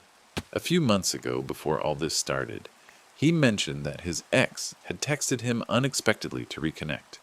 He showed me the message, which I valued, and asked if I'd be fine with him replying. He never brought it up again after that, so I presumed they simply exchanged a few courtesies and that was all. Now I'm curious if there was more to it. Update. It's finished, I believe. I telephoned my dad and requested him to assist me in moving back home. These past few days have been a total emotional roller coaster. My boyfriend was absent all day yesterday. He wasn't present when I awoke, which was fine. I assumed he merely went to work early or something, but he still wasn't home when I went to bed. I messaged him a few times, just a good morning when I awoke, and then 2 more at night, inquiring if he was coming home for dinner and if he was all right. I attempted to call him too, but he didn't answer. I was worried sick, but also getting somewhat annoyed. I even telephoned his work too, and if he was all right. I attempted to call him too, but he didn't answer. I was worried sick, but also getting somewhat annoyed. I even telephoned his work to see if he was working late, but the receptionist stated he had left at his usual time. I telephoned a couple of his friends, but they hadn't heard from him either. I began to feel very worried that something had happened to him, like an accident or something. I was about to call the police when I received a text from him around 11 p.m., simply saying, "Sorry, need some time to think. We'll be home tomorrow." I felt like I deserved some answers, so I decided to snoop through his stuff. I'd only done it once prior, when I was feeling quite insecure about his relationship with his ex. Well, on his laptop, concealed within a bunch of random subfolders, I discovered this MS Word document with his ex's name. I opened it and read it, and I'm quite sure it's a saved copy of the last conversation he had with her before she ended contact with him. It began quite normally, just catching up and things, but then he asked her how her relationship with her boyfriend, now fiancé, was going. She said it was good and that she was happy. Then it became extremely strange because he said something like, "Really? Are you sure?" She said yes and asked why he was acting strangely, and he said, "I don't know. I don't believe that you're that happy."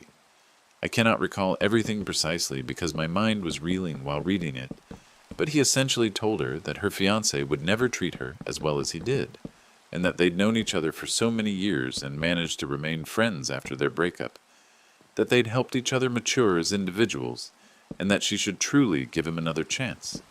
He literally told her that he had waited for her all these years, and that he loved her, and always thought they'd end up together. This was all while he was with me. She called him an asshole, rightfully so, and told him he had a lot of audacity to say all that to her when she'd told him a long time ago that they would only ever be friends. She also called him an even bigger asshole for doing this while they were both in relationships. She told him to go to hell and to break up with me for my sake, because I deserve better. That's not even the worst part. This morning, my boyfriend finally arrived home around 6 a.m., looking exhausted. He woke me up by calling my cell, even though we were in the same damn apartment, telling me to come to the kitchen because he had made breakfast. So I went to the kitchen, and he had prepared this amazing breakfast spread, with a ring box in the middle of the table. He told me to open it. I did.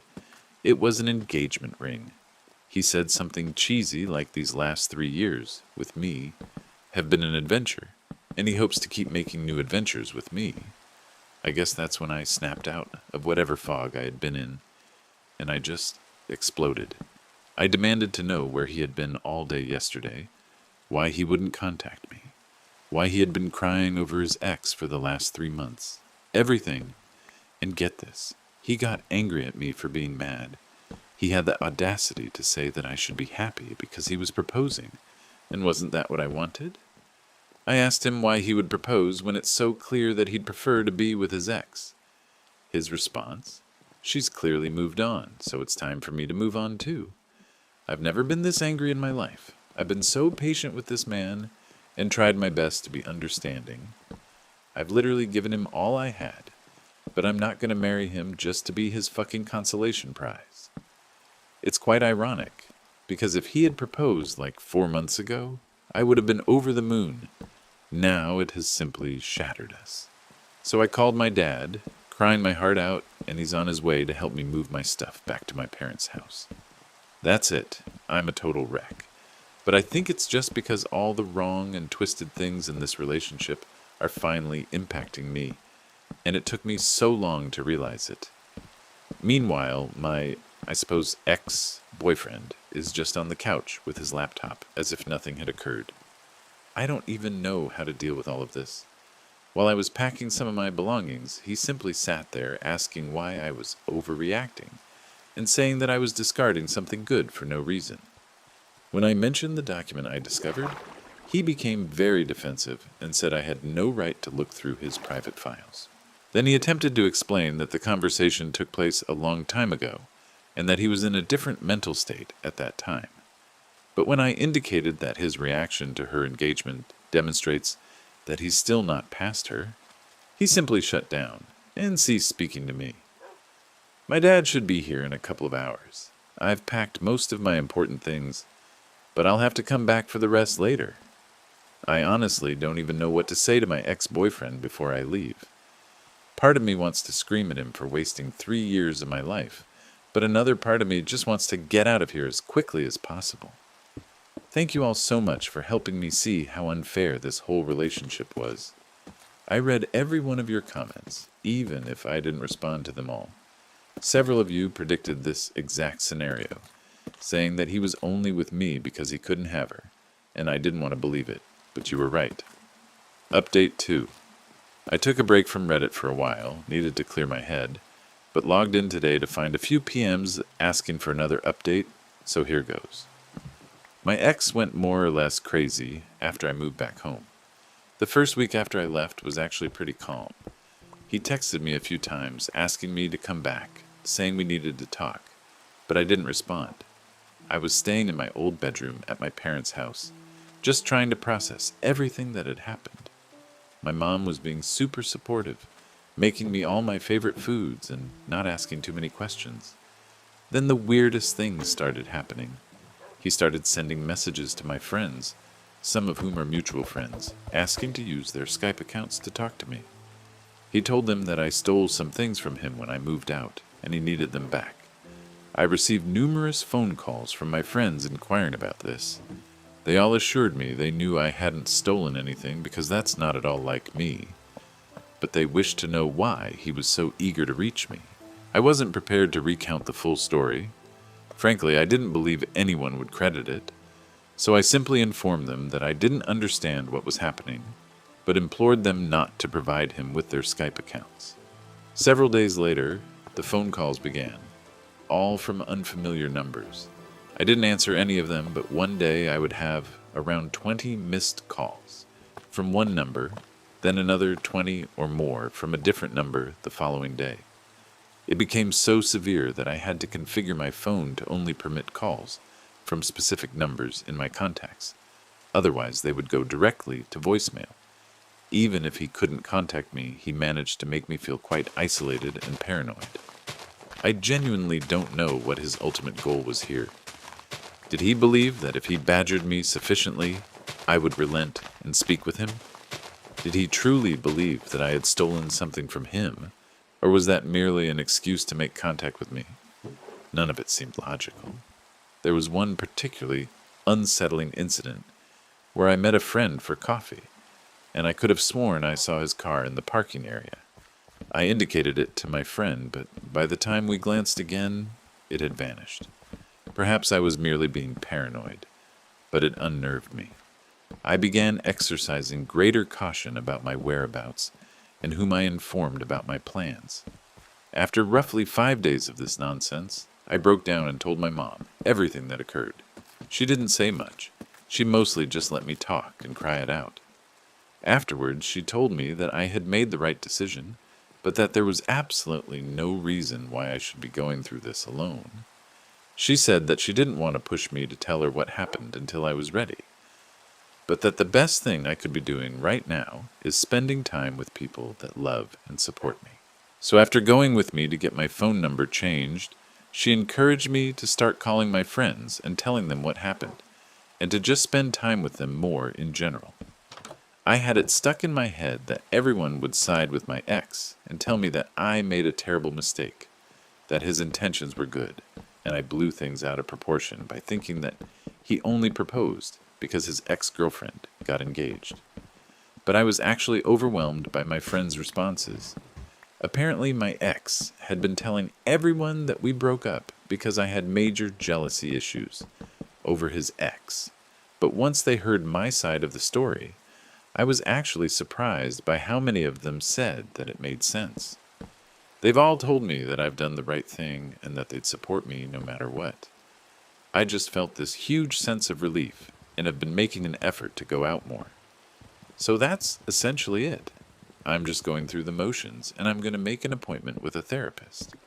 I wish that I had something more profound to update you guys with, some additional wisdom, but I don't. My best advice for anyone experiencing something similar is what my mom told me. Surround yourself with people that love and support you. I'll update again if anything notable happens. Update 3. Hello Reddit. I just wanted to update you guys on some things that have occurred. I also wanted to apologize for not replying to any of the comments in my last post. I wasn't in a great place at the time and wasn't feeling up to it. So a lot of things have happened since my last update, though nothing extremely dramatic, thankfully. It's been about 3 months since I moved back to my parents' house, and things have finally started to calm down a bit. First, my ex sent me the engagement ring that he bought soon after my last update. It came in this small padded envelope with no note or anything, just the ring. I wasn't sure what to do with it. I wasn't certain if the ring was what he had been claiming that I stole. I also felt weird about mailing it back, because what if he claimed that he never got it? So my dad volunteered to personally deliver the ring back to him. I'm not sure what transpired when my dad took the ring back. I don't know if anything was said when my dad brought it back, and I never asked. My dad isn't really the type to make a scene, but he was pretty pissed about the whole situation, so who knows. Part of me was curious about whether it was an expensive ring or not, but I didn't want to take it to a jeweler or anything to find out. It looked nice, but I'm not an expert on these things. I just know that if I had accepted his proposal, I would have worn that ring thinking it symbolized our love, when really it was just a consolation prize because he couldn't be with the person he really wanted. That thought makes me sad and angry at the same time. Second, I heard from some mutual friends that a couple weeks ago, my ex bought a plane ticket and flew to NYC to try and talk to his ex. Fucking wild, right?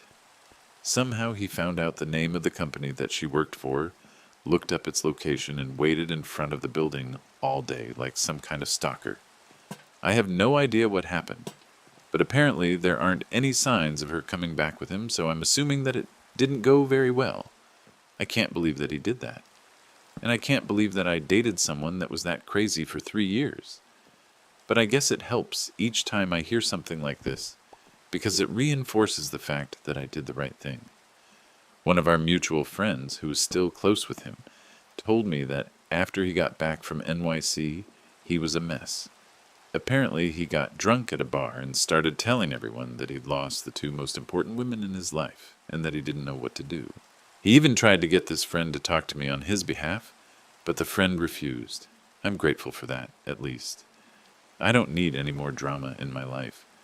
I've been staying at my parents' place this whole time, which has been interesting. I love them, but I forgot how annoying it can be to live with your parents as an adult. My mom is constantly checking on me, asking if I've eaten, if I'm sleeping enough, if I'm taking care of myself. My dad is more hands-off, but he has this concerned look whenever he sees me.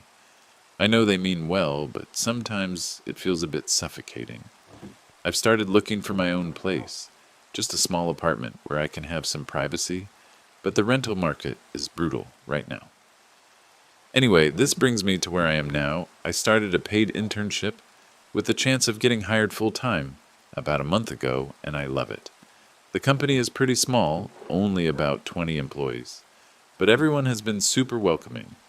There's a group that goes out for drinks on Fridays, and they've invited me to join them a few times. It's good to have work friends again.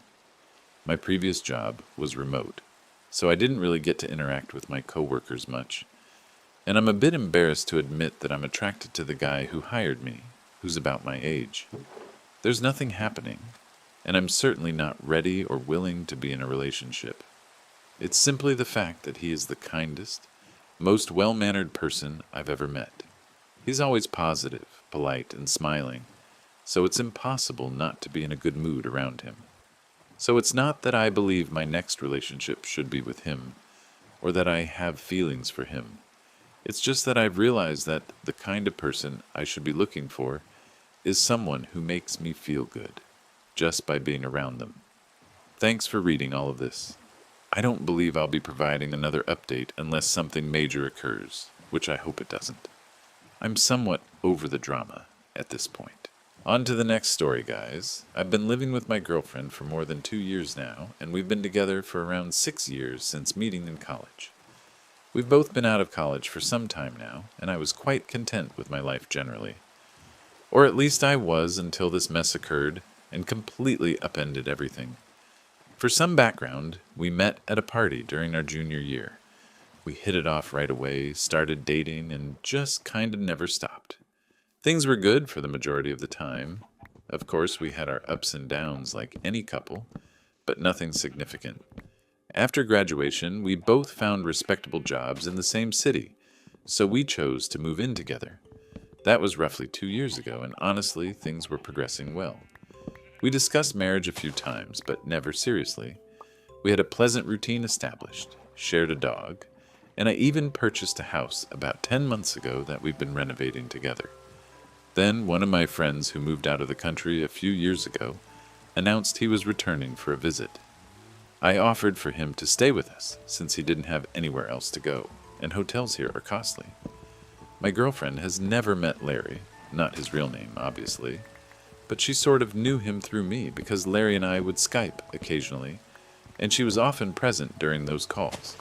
They'd occasionally say hello to each other, nothing significant. Larry and I go back a long way. We first met during our freshman year of college, shared many of the same classes, and studied and partied together. We were quite close until he moved away for work about 3 years ago. We remained in contact, though not as frequently as before. Just an occasional Skype call every couple of months, social media check-ins, that type of thing. In any case, we were all eager for his visit. I hadn't seen him in ages and believed it would be enjoyable to reconnect. I checked with my girlfriend first, naturally. She appeared completely fine with it and mentioned she was looking forward to finally meeting him. She even specifically tidied the guest room and bought new sheets for it. I recall thinking how fortunate I was to have such a thoughtful girlfriend. Moving forward, Larry arrived, and initially everything seemed fine. He was grateful for the accommodation. We were enjoying showing him around. It was all good. I initially took a few days off work to spend time with him, show him the city, and introduce him to some of our shared friends who still reside nearby. My girlfriend joined us whenever she could, but she had to work on most days. However, about 2 to 3 weeks into his visit, he planned to stay for roughly a month, I began feeling uneasy with how Larry and my girlfriend behaved together. Nothing precise I could pinpoint, just a feeling. They would laugh at inside jokes I wasn't privy to. They would text each other even when we were all in the same room. She appeared to brighten up whenever he entered the room. There was an instance when we were all watching a movie, and they sat together on the couch while I was in the armchair, and I truly believe they were sitting closer than needed. Another time, I came home from work early and found them in the kitchen cooking together and listening to music, appearing far too comfortable. I attempted to disregard it initially. I told myself I was being paranoid or something similar. Perhaps I was just envious that they were getting along so well. I should be pleased that my girlfriend and my friend like each other, shouldn't I? But it continued to bother me, so I eventually chose to speak with my girlfriend about it. She assured me nothing was happening and that I was imagining things. She said she was simply trying to make my friend feel welcome since he was staying with us for such an extended period. I wanted to believe her, so I didn't say anything to Larry. But the strangeness persisted. I began to notice more small details. They seemed to have all these minor routines together that developed while I was at work. They would have coffee together in the mornings after I left. They had begun watching a TV show together that I wasn't interested in. Once, I overheard them discussing me, and they fell silent when I entered the room. Just many small things that individually wouldn't signify anything, but collectively were making me increasingly uneasy in my own home. Eventually, Larry's minor, annoying habits also started to truly bother me, like leaving dishes in the sink, being noisy when I was attempting to sleep, and using my belongings without asking. Small things that wouldn't typically bother me, but now felt like a huge issue. We would have these small arguments over trivial matters. For instance, I asked him to clean up after himself in the bathroom, and he acted as if I were being unreasonable. Or he would finish the beer in the fridge and not replace it. The tension in the house was becoming uncomfortable. So I finally asked Larry to move out and find another place to stay. I told him we needed our space back and that having a house guest for such a long time was causing strain between my girlfriend and me. He appeared surprised but agreed, though things were quite awkward afterward. He began searching for an Airbnb or similar accommodation. My girlfriend was unusually upset about this and stated I was being a poor friend. We had an argument about it where she called me selfish and said I was treating Larry poorly without cause. That truly hurt because I felt she should be supporting me. About a week later, Larry departed. He has returned to wherever he currently resides, some European country, I forget which one. I believed that would be the end of it, and things would revert to normal between my girlfriend and me. However, a few days ago, I noticed some messages from Larry on my girlfriend's Facebook. We share a PC in the living room, and she left it open when she went to take a shower. I wasn't deliberately looking, it was simply visible on the screen. When I questioned my girlfriend about it after her shower, she quickly closed the window and told me it was nothing. Just Larry attempting to comprehend why I was upset with him. This made me suspicious, but I tried to dismiss it. We continued with our lives for the next few days, but things felt strained between us. My girlfriend would scold me and call me a miserable person for how I treated Larry. We even had an argument about it when I told my girlfriend I didn't want Larry to stay over the night before his flight. He wanted to return to our place for his final night in the country. She eventually apologized, but I was still disappointed that she didn't support me or understand my feelings. I was just shutting down our PCs after my girlfriend had gone to bed, and my curiosity got the better of me, so I opened her Facebook. She was already logged in, and I noticed an unread message from Larry. I opened it and went through their conversation history, and this is where I felt like vomiting. They had met up at least once behind my back when I was on a business trip to Chicago a couple of weeks ago. They were also planning to arrange another visit, but my girlfriend stated she didn't believe it would be logistically feasible. Then Larry responded that he needed to embrace her again, and missed her greatly, using terms like sweetie, babe, and beautiful. He even mentioned wishing they had more private time together during his visit. I was furious. Words cannot convey how I felt reading that. The blend of anger, despair, sadness, betrayal, and sheer rage was unbearable. It worsens. My girlfriend had also sent him a photo of a campfire from this past weekend, taken during a camping trip I planned as a way to reconnect, which she sent to Larry saying, "I miss you and wish you were here instead." God damn it. I felt so foolish. Here I was, believing I was being paranoid, and all along they were actually secretly meeting behind my back. In my own damn house. I kept reading. I know I should have stopped, but I couldn't, and discovered they had been texting almost constantly since he left. Small updates about their days, flirtatious remarks, inside jokes, all that stuff. There was no explicit mention of physical intimacy between them, but the overall tone of the conversation was definitely not suitable for someone in a relationship, and there were a few allusions to moments alone together that made me suspect the worst. I confronted my girlfriend immediately. I had to wake her up at 1 a.m. and question her about it. At first she was sleepy and denied everything, but when I told her I had read her conversation history, it became clear to her that I had seen everything. "You had no right to read my messages," she said initially, attempting to turn the situation on me. I wasn't having it. I explained how deeply hurt I was.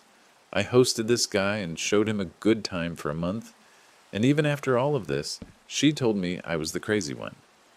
Now, my worst suspicions turned out to be true. My friend Larry is obviously cut from my life. I can't have toxic people like that around. She started crying and said she never intended to hurt me. She claimed that nothing physical happened between them, which I don't believe for a second, and that they just connected and enjoyed talking to each other. She tried to make it seem innocent, but there's nothing innocent about secretly communicating behind my back and sending flirtatious messages to another man, especially one of my friends. I asked her directly if she had feelings for him. She hesitated, then said, "I don't know. Maybe. It's confusing." That was all I needed to hear. I told her to leave, go sleep on the couch, because I couldn't even look at her at that moment. But my girlfriend is another issue. I'm seriously head over heels in love with her, and don't want to lose her. On the other hand, my heart is torn, and I have too much self-respect to keep dating her. She utterly shattered my trust, and even worse, she embarrassed me by pursuing one of my friends, who I let stay with us. I feel like I screwed myself over in many ways, and that I should have seen this coming, but I was naive. We both had to work the following day, but I couldn't sleep at all. I just lay there, gazing at the ceiling. I recall one evening when I had to work late and returned home to discover them drinking wine and laughing together. On another occasion, when I wanted to go out with just my girlfriend and me, she proposed we invite Larry along. All these small instances that seemed harmless at the time now feel sinister. My girlfriend and I barely spoke the following morning. She attempted to talk to me, but I simply couldn't handle it before work. I went in early and remained late, avoiding returning home. When I eventually got home, she wanted to speak. What she conveyed was that she didn't believe I loved her anymore, and that whenever she'd attempt to discuss something serious, I'd make jokes and dismiss it, that I never gave attention to her needs or feelings, that Larry genuinely listened to her and made her feel valued. I know this isn't easy to hear, and I acknowledge being immature at times, but damn, I believe we were stronger than this. I never recognized she was feeling this way. However, that's still no justification for what she did. I'm not flawless. I work frequently. Sometimes I forget important dates, and sometimes I'm not great at conveying my feelings. But I've always loved her and attempted to demonstrate it in my own way. I thought she knew that. I thought our bond was strong enough to endure any difficulty. I guess I was wrong. I feel like our breakup is unavoidable, but it complicates things greatly, given that I just bought this house about 10 months ago, and we share a dog. She's even driving a car that I gave her when I got a newer model last year. Dividing our assets won't be easy. Honestly, I don't want her to go, but my brain is suggesting this is what we need to do, even though my heart disagrees. We've been sleeping in separate rooms for the last few days. The atmosphere in the house is terrible. We barely speak, unless necessary, primarily concerning practical matters, like who's feeding the dog or what groceries we need. I haven't told many individuals what happened yet. Just a couple of close friends who don't know Larry. They all say I should have her leave right away, but it's not so straightforward. Should I try to work things out with her? Did she actually cheat, or am I overreacting? I don't know what to do. Update. Many of you presumed things that were inaccurate, but the majority of you were correct about me needing to end things. It's been almost 20 days since this all occurred. I've had ample time to myself, and my job has me on the road, so I've had a few business trips meanwhile to provide a distraction. I had to go to meetings in Boston and Atlanta, which was actually a blessing because it gave me some distance from the house and its associated memories. After that first night, we had multiple additional talks over the next few days. They all unfolded in a similar manner. She would cry and apologize and say she never intended to harm me.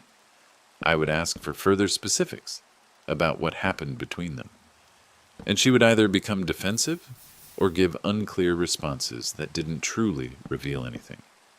She vowed they hadn't slept together, but confessed they had kissed once. Frankly, I'm not sure if I believe that's the extent of what occurred, honestly. I think the most difficult aspect was when she attempted to place the blame on me, said I was emotionally unavailable and I failed to provide her with the attention she required, said she experienced loneliness even in my presence. Maybe there's a degree of truth in that, I don't know, but it does not justify her actions. After about a week of this ongoing dispute, I finally informed her it was definitively over and she needed to move out. She wept considerably, but eventually concurred it was for the better.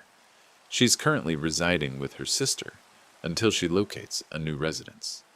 I allowed her to keep the dog for the time being since I'm traveling extensively for work, but we agreed he's ultimately mine, and she'll return him once she is established elsewhere. I also allowed her to retain the car since it was a gift, and I don't require its return. I'm not small-minded enough to reclaim a present, even after what she did. Thus far, I'm appreciating my new way of life that I'm attempting to build for myself. I now have much available time, and I'm enjoying having total control over my daily plans and activities. Being able to plan solely for myself is relieving, and I'm beginning to reflect and notice all the imperfections that were present in my past relationship, which I now truly see as warning signs. For instance, this wasn't the first time she exhibited suspicious behavior with other men. There was this coworker of hers a few years ago whom she was constantly messaging and spending time with. I also voiced apprehension then, but she made me believe I was acting possessive and envious. So I retreated. Nothing ever materialized from it to my knowledge, but now I question if something indeed occurred, and I simply never discovered it. Another warning sign was that she would constantly check my phone, but became extremely defensive if I ever handled hers. She knew my access code, but wouldn't tell me hers as a matter of principle. I now perceive the extent of its hypocrisy. In general, I was quite unhappy when I was with my ex. I'm realizing that now. I tolerated the unhappiness and persisted, because I believed this is what typical men do. in long-term relationships, the sunken cost fallacy and such. Additionally, I believed she was loyal, so I saw no reason to end things, which I now realize is one of my personal flaws that I must address to feel healthy again. There's much I'm discovering about myself during this experience, like how I tend to overlook issues until they're too overwhelming to handle, or how I employ humor to avoid serious conversations, just like she mentioned. I'm trying to address these aspects, though it's difficult to alter such deeply rooted habits. I encountered someone during one of my journeys to Atlanta, and we had sex in my hotel room. It was one of the most dreadful sexual encounters I've ever had. It was far too soon after the breakup, and in my mind, I was merely thinking I'd feel aroused and fuck someone else to give myself a reprieve. The moment we began to have sex, I felt myself be overwhelmed by a surge of emotion. I instantly thought about my ex, since she was the sole person I'd been intimate with for years. The movements, the thrusting, and so on were so associated in my mind with being with her. Looking down and realizing I wasn't with her made me nauseous and deeply distressed. I was unable to finish. I ended up turning over and attempting to stifle my tears. Fortunately, this woman was understanding when I told her I had just ended a relationship, and she chose to depart without any fuss. She was even kind enough to say to me she understands how it feels, and that things will improve over time. Certainly won't be calling her again. I regret even placing myself in that situation, but I suppose I gained some insight about myself afterward. Primarily that I'm not prepared to be with anyone else yet, not even for casual intimacy. My ex truly didn't possess any personal friends. This ought to have been another warning sign. She was perpetually around my friends, and truthfully, I didn't particularly object. But now I perceive how detrimental it is for an individual to lack any close friend or a social circle they interacted with before we became a couple. My friends have consistently supported me, even those I knew prior to my ex. Given that she's now on her own, I have no clue who she's discussing this entire situation with, apart from her immediate family, and I genuinely don't care. Regarding friends, I've spoken with a few mutual acquaintances Larry and I shared. Everyone is largely surprised, but they also informed me that they sensed something was happening. But Larry would deceive them when questioned. A few of them observed how my ex behaved around Larry during social gatherings and found it questionable, but chose not to speak without evidence. I wish they had, but I comprehend why they did not. Larry has since attempted to contact some of them to try and amend the situation, but they had already heard the account from me initially, so most of them have removed Larry from their lives. However, to be frank, I'm not particularly close with these individuals, and don't intend to become more acquainted with them in the future. Larry was the sole link to our relationship, so if they keep associating with him, I certainly wouldn't be pleased, and wouldn't hesitate to end contact with them too. This actually turned into a problem with one of our mutual friends. We'll call him John. John is a good person. We have similar interests, and he was often present when Larry was. John was at my house last weekend since he had just picked up his new car at a dealership close to my home. He resides about 1.5 hours away. So John and I are shooting the shit, and it's somewhat unavoidable for us to discuss what occurred with me. He did mention that he spoke with Larry and that Larry is still deceiving him. This somewhat annoyed me. I told John that first off, I didn't care about Larry, and that if he intends to keep associating with Larry, then I don't see us remaining friends. John was evidently somewhat displeased by this, stating he just can't process what happened and wishes to offer Larry an opportunity to clarify his actions. I told him that's acceptable, but once more, it's as if he's endorsing these behaviors, and if he desires to be hurt later on, that's his personal choice. I just don't want Larry around me in any shape or form, and if John wants to be around me, he needs to understand that. It's not like Larry broke my car and won't pay. The guy stabbed me in the back, and I'll never forget that, even if eventually I can bring myself to forgive Larry, which right now I can't. Larry's dead to me. We talked just briefly after I kicked my ex out, and it was mostly us swearing at one another. Very childish, like I said. I knew I wouldn't get any closure out of talking to the guy and hearing him try to explain himself. He tried to say that he never intended for things to go that way, that it just happened. What bullshit. Things like that don't just happen. You make choices. He made the choice to betray me, and now he has to live with the consequences. Larry and my ex are both very broken people. They blame others for their own unhappiness and believe it's justified when their behaviors make others upset. I can see why they were attracted to each other in a way. They both have this victim mentality, where nothing is ever their fault. It's always someone else at fault. In this case, that someone else was me. I don't know if they're still in contact. A part of me suspects they are, but I'm trying not to obsess over it. What they do now is their business. I just want to move on with my life.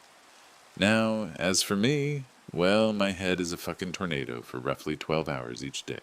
I've been smoking pot to stay calm and enjoy video games, but there are many times I avoid it entirely. Because I know I feel depressed, and smoking pot will only make me feel sadder, as I'll dwell on my feelings and the past. Moving on is one of the hardest things I've had to do in my entire life. Some days are better than others. I'll have a good day at work, or an enjoyable evening playing games with friends online, and I'll think I'm doing okay. Then something will remind me of her, and it all comes rushing back. I've heard stories from others saying, they're glad to hear this happened to me. Why? Well, they experienced the same thing, but after 30 years of marriage and 3 kids. So they felt like they were not only cheated out of some of the best years of their life, but now they also have a financial duty to the person who manipulated and hurt them most severely. I don't feel better hearing about how much worse it could have been, but I'm glad we never had any children or chose to marry. I would certainly have been dealing with another chaotic scenario.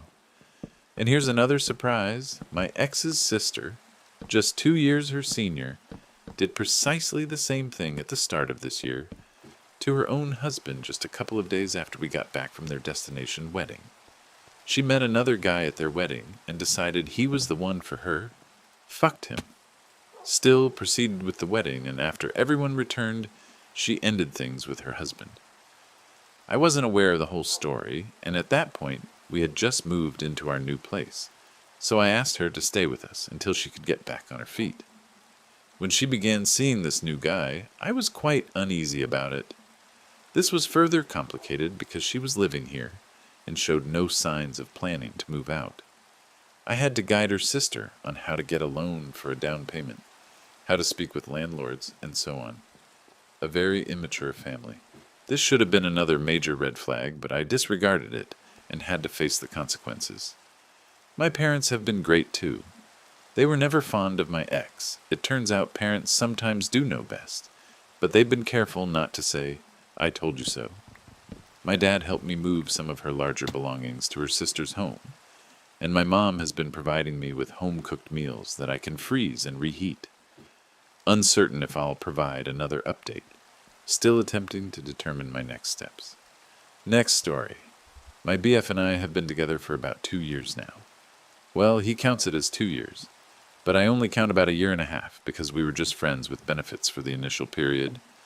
Not that it truly matters much for this situation, but it's just one of those minor things we kind of playfully argue about sometimes. He insists we were dating from the moment we first hooked up. I say it wasn't official until he actually asked me to be his girlfriend.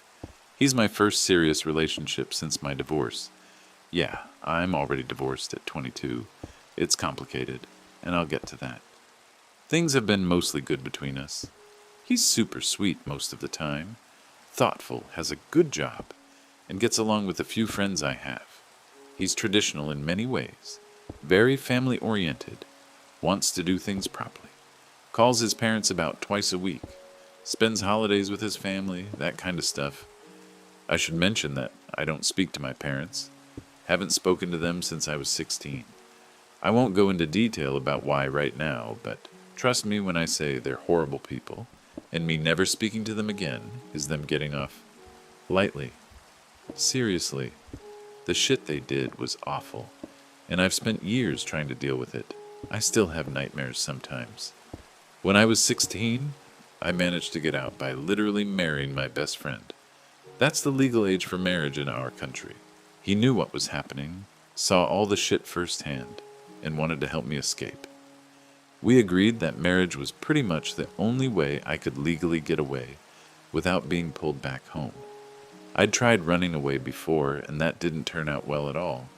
We stayed married through college for financial reasons, simpler to get loans and things that way, but divorced around 5 years later. We're still very good friends. I took his last name permanently to steer clear of any connection to my parents. Actually, he's the one who introduced me to my current BF initially. When I first started dating my BF, I made it clear I didn't communicate with my family. I didn't provide specifics, simply stated we were estranged and I had my reasons. He appeared to accept that and never pressed for more information, which I valued. He would sometimes mention his own family gatherings and invite me, but never made a fuss when I'd shift the topic if he asked about my childhood or family matters. I've desired to tell him the complete story for some time now, but it's truly difficult to discuss. For instance, physically challenging. Every time I tried, my throat would constrict, and I'd begin panicking. My therapist, when I could still afford one, termed it a trauma response. I'd intended to write it all down for him eventually, but kept postponing it. I suppose I was afraid of how he'd react, or that he wouldn't believe me. Or perhaps I was simply afraid to re-experience it all again. So, a few months ago, my mom somehow located me on Facebook. I deleted my old account years ago, but made a new one back in November and completely forgot about privacy settings. She messaged me right before Christmas, asking if she and Dad could see me on Christmas Day. Just seeing her name pop up gave me a panic attack. I literally threw my phone across the room and had to take one of my anxiety pills to calm down. My BF was there when it happened and saw me freaking out. He picked up my phone and asked what was wrong. I was still pretty out of it, but managed to tell him it was my mother contacting me. This confused him since he knew I was estranged from my parents, but didn't know details. I'd only ever said I don't speak to them, and left it at that. He started asking questions, wanting to know why I was so upset over a simple message. I told him that she had found me somehow, but I wasn't going to respond. I explained that I have my reasons for not speaking to them, which I was not ready to talk about yet, but I promised I'd tell him when I was ready. He seemed to understand and said that was good enough for him, and he'd wait until I felt comfortable.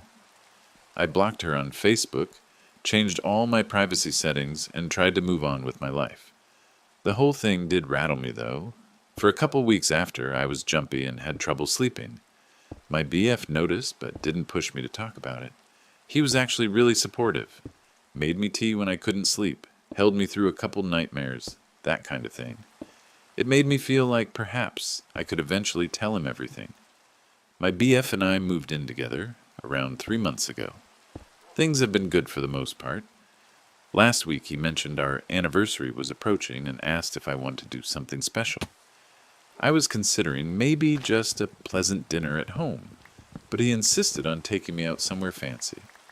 I agreed because he seemed excited about it, and I thought it would be pleasant to get dressed up for once. So tonight was our second anniversary, or year and a half by my count. But whatever. He took me to this very fancy Italian place where we had our first official date. It's far beyond our usual price range, but he said he'd been saving up for it. He was acting somewhat nervous all night, checking his phone frequently, fidgeting with his silverware, that sort of thing. I thought perhaps he was worried about the bill or something. Everything was going wonderfully until dessert arrived, and he suddenly got down on one knee next to the table. People around us began noticing, and a few pulled out their phones to record, which I hate, but whatever. I was shocked but happy for about 5 seconds, until I actually processed what was happening and saw the ring. It was my Nan's ring. I recognized it instantly. My Nan was the only good person in my family, and she always told me she wanted me to have her ring someday. But she passed away when I was 14, and the ring went to my parents. I haven't seen it in over 6 years. I felt as though someone had poured ice water over me.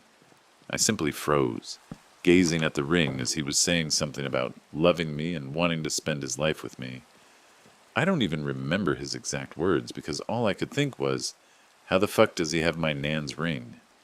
I asked him where he obtained it. That's when he informed me he'd gone to visit my parents. Apparently, when my mom messaged me back in December, he discreetly wrote down her name and contact information. Then a few days later, he reached out to her, stating he wanted to ask for their permission to marry me. He'd gone to their residence, met them both, and they gave him my Nan's ring to propose with. He said it as if he was proud of himself for being so traditional and thoughtful. I felt as though I'd been punched in the stomach. He knew I was estranged from them. He knew I had grave reasons for not speaking to them. He knew I'd promised to inform him when I was ready. But instead of respecting that, he went behind my back and fucking contacted them. I don't even recall precisely what I said. I know I was weeping and likely yelling. People were staring. I told him no, and that I never wished to see that ring again. He kept attempting to explain, but I couldn't even look at him. I left him there and took an Uber home. When I returned to our apartment, I started tossing his belongings into a suitcase. I wasn't even thinking clearly, merely grabbing whatever I could find that belonged to him. He arrived about 20 minutes later, attempting to speak with me, claiming I was overreacting and that he was simply trying to do the correct thing. I told him to take his stuff and leave, that I required space. I didn't formally end things with him, I don't believe, but I told him to go stay with his sister for a period. He eventually departed, still appearing perplexed about what he had done incorrectly. Now he will not cease calling and texting. His messages continually alternate between apologizing, though it's evident he doesn't comprehend what he's apologizing for, and informing me I'm acting irrationally. He says it was merely a surprise and I'm spoiling a significant moment. His sister, who I'm actually friends with, is also sending me messages inquiring what occurred. She says he arrived at her residence crying with a suitcase and will not inform her what is happening apart from saying I expelled him. It's making me frantic. I have not replied to any of them because I am unsure what to communicate. How can I account for this without needing to recount the entire story? But perhaps I must now disclose the full story due to his actions. I knew he was traditional and family-oriented, and I understand that asking the parents for permission is a component of that for him. But he knew this was the single thing I requested him to respect about me. He knew how distressed I became simply from viewing a message from my mom. He vowed he would wait until I was ready to tell him about my parents. And yet instead he acted behind my back. He breached my trust in the most severe possible manner.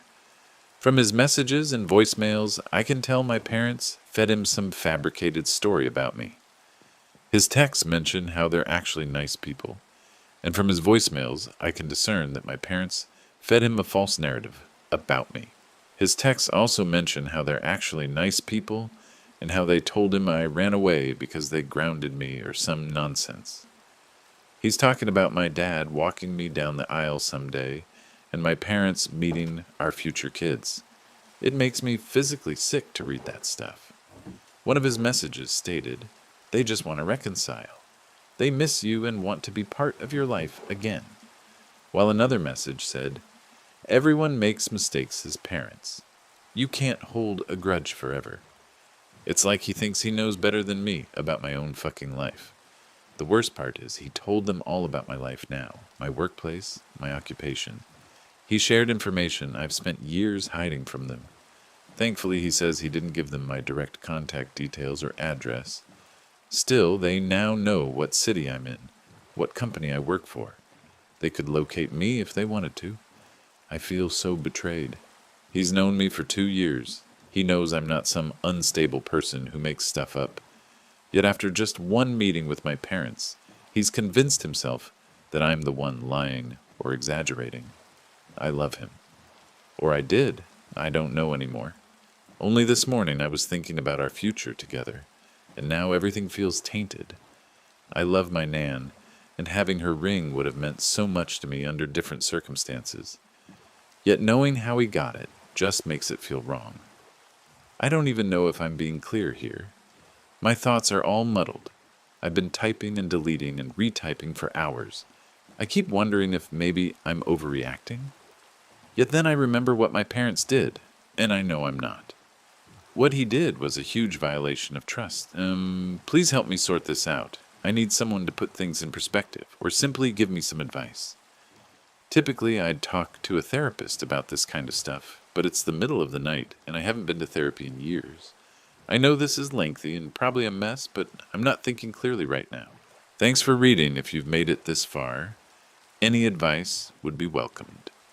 For clarification, some individuals in the messages are assuming I never told him anything about my family situation. I did inform him I was estranged from them, that it was for serious reasons, and that I would explain when I was ready. He agreed to wait. That's what makes this so much worse. He knew enough to understand it was a big deal. He simply decided his tradition was more important than my boundaries. Secondly, many of you are telling me I need to just tell him what happened. I know that. I've been trying. It's not as simple as merely blurting it out. When you experience certain kinds of trauma, especially as a child, discussing it can literally trigger panic attacks. I'm not being dramatic. I'm not withholding the information to be manipulative. I physically struggle to utter the words. That's why I was writing it down for him instead. Thirdly, to those saying I'm overreacting, you have no idea what my parents did to me. If you knew, you wouldn't be saying that. And no, I'm not going to share those specifics here. The fact that I got married at 16 just to escape them should give you some indication of how bad it was. Update.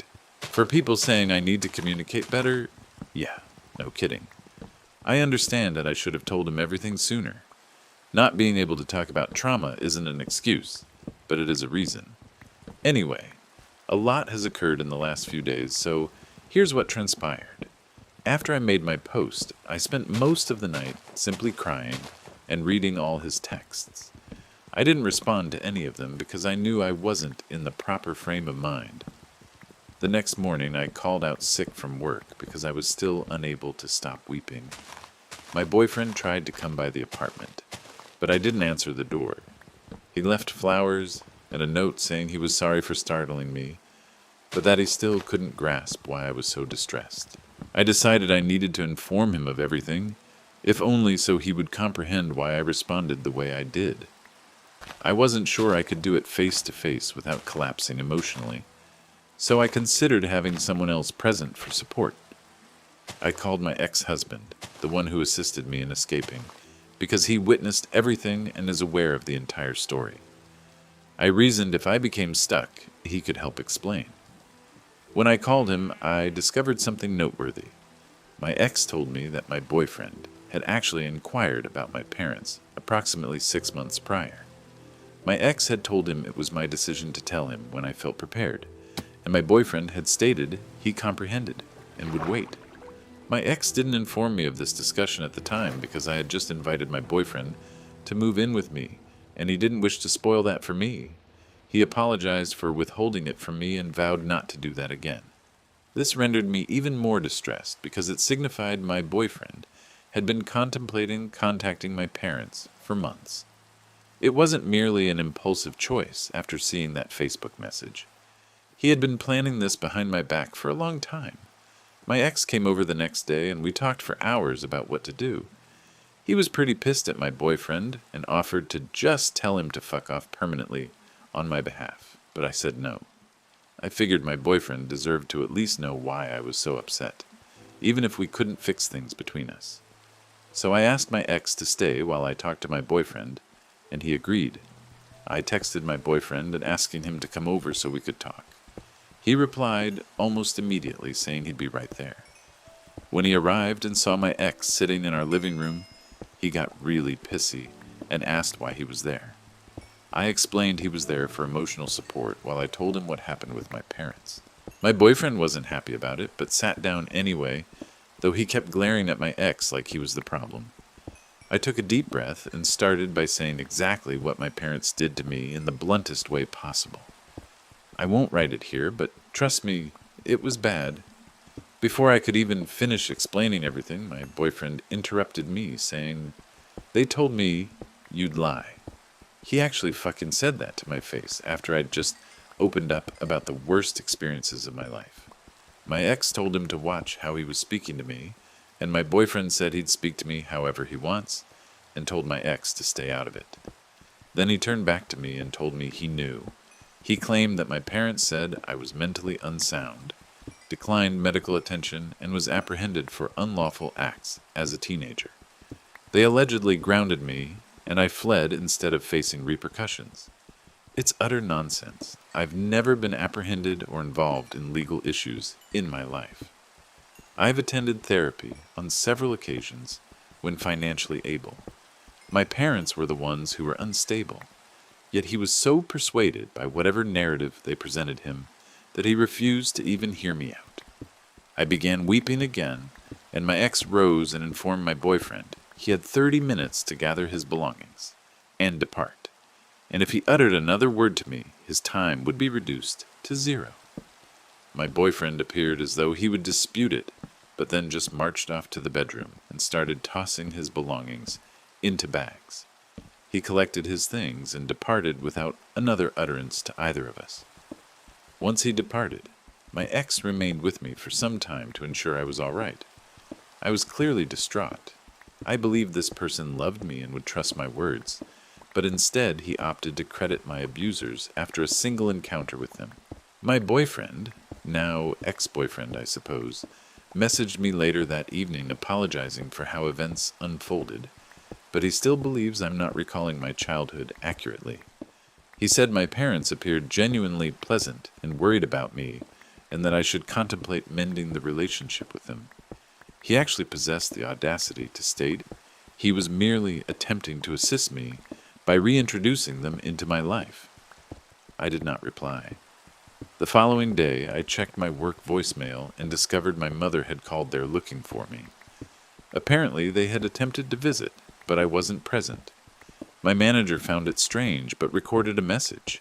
This signifies my ex-boyfriend certainly provided them sufficient details to locate my workplace. To summarize, my ex-boyfriend was aware I hadn't spoken to my parents in 10 years, that I married at 16 to get away from them, that I still experienced nightmares about what transpired, and that I would inform him when I was prepared. Despite all of that, within days of my mother contacting me, he sought them out and requested permission to marry me, relying on his intuition about them from a few text messages.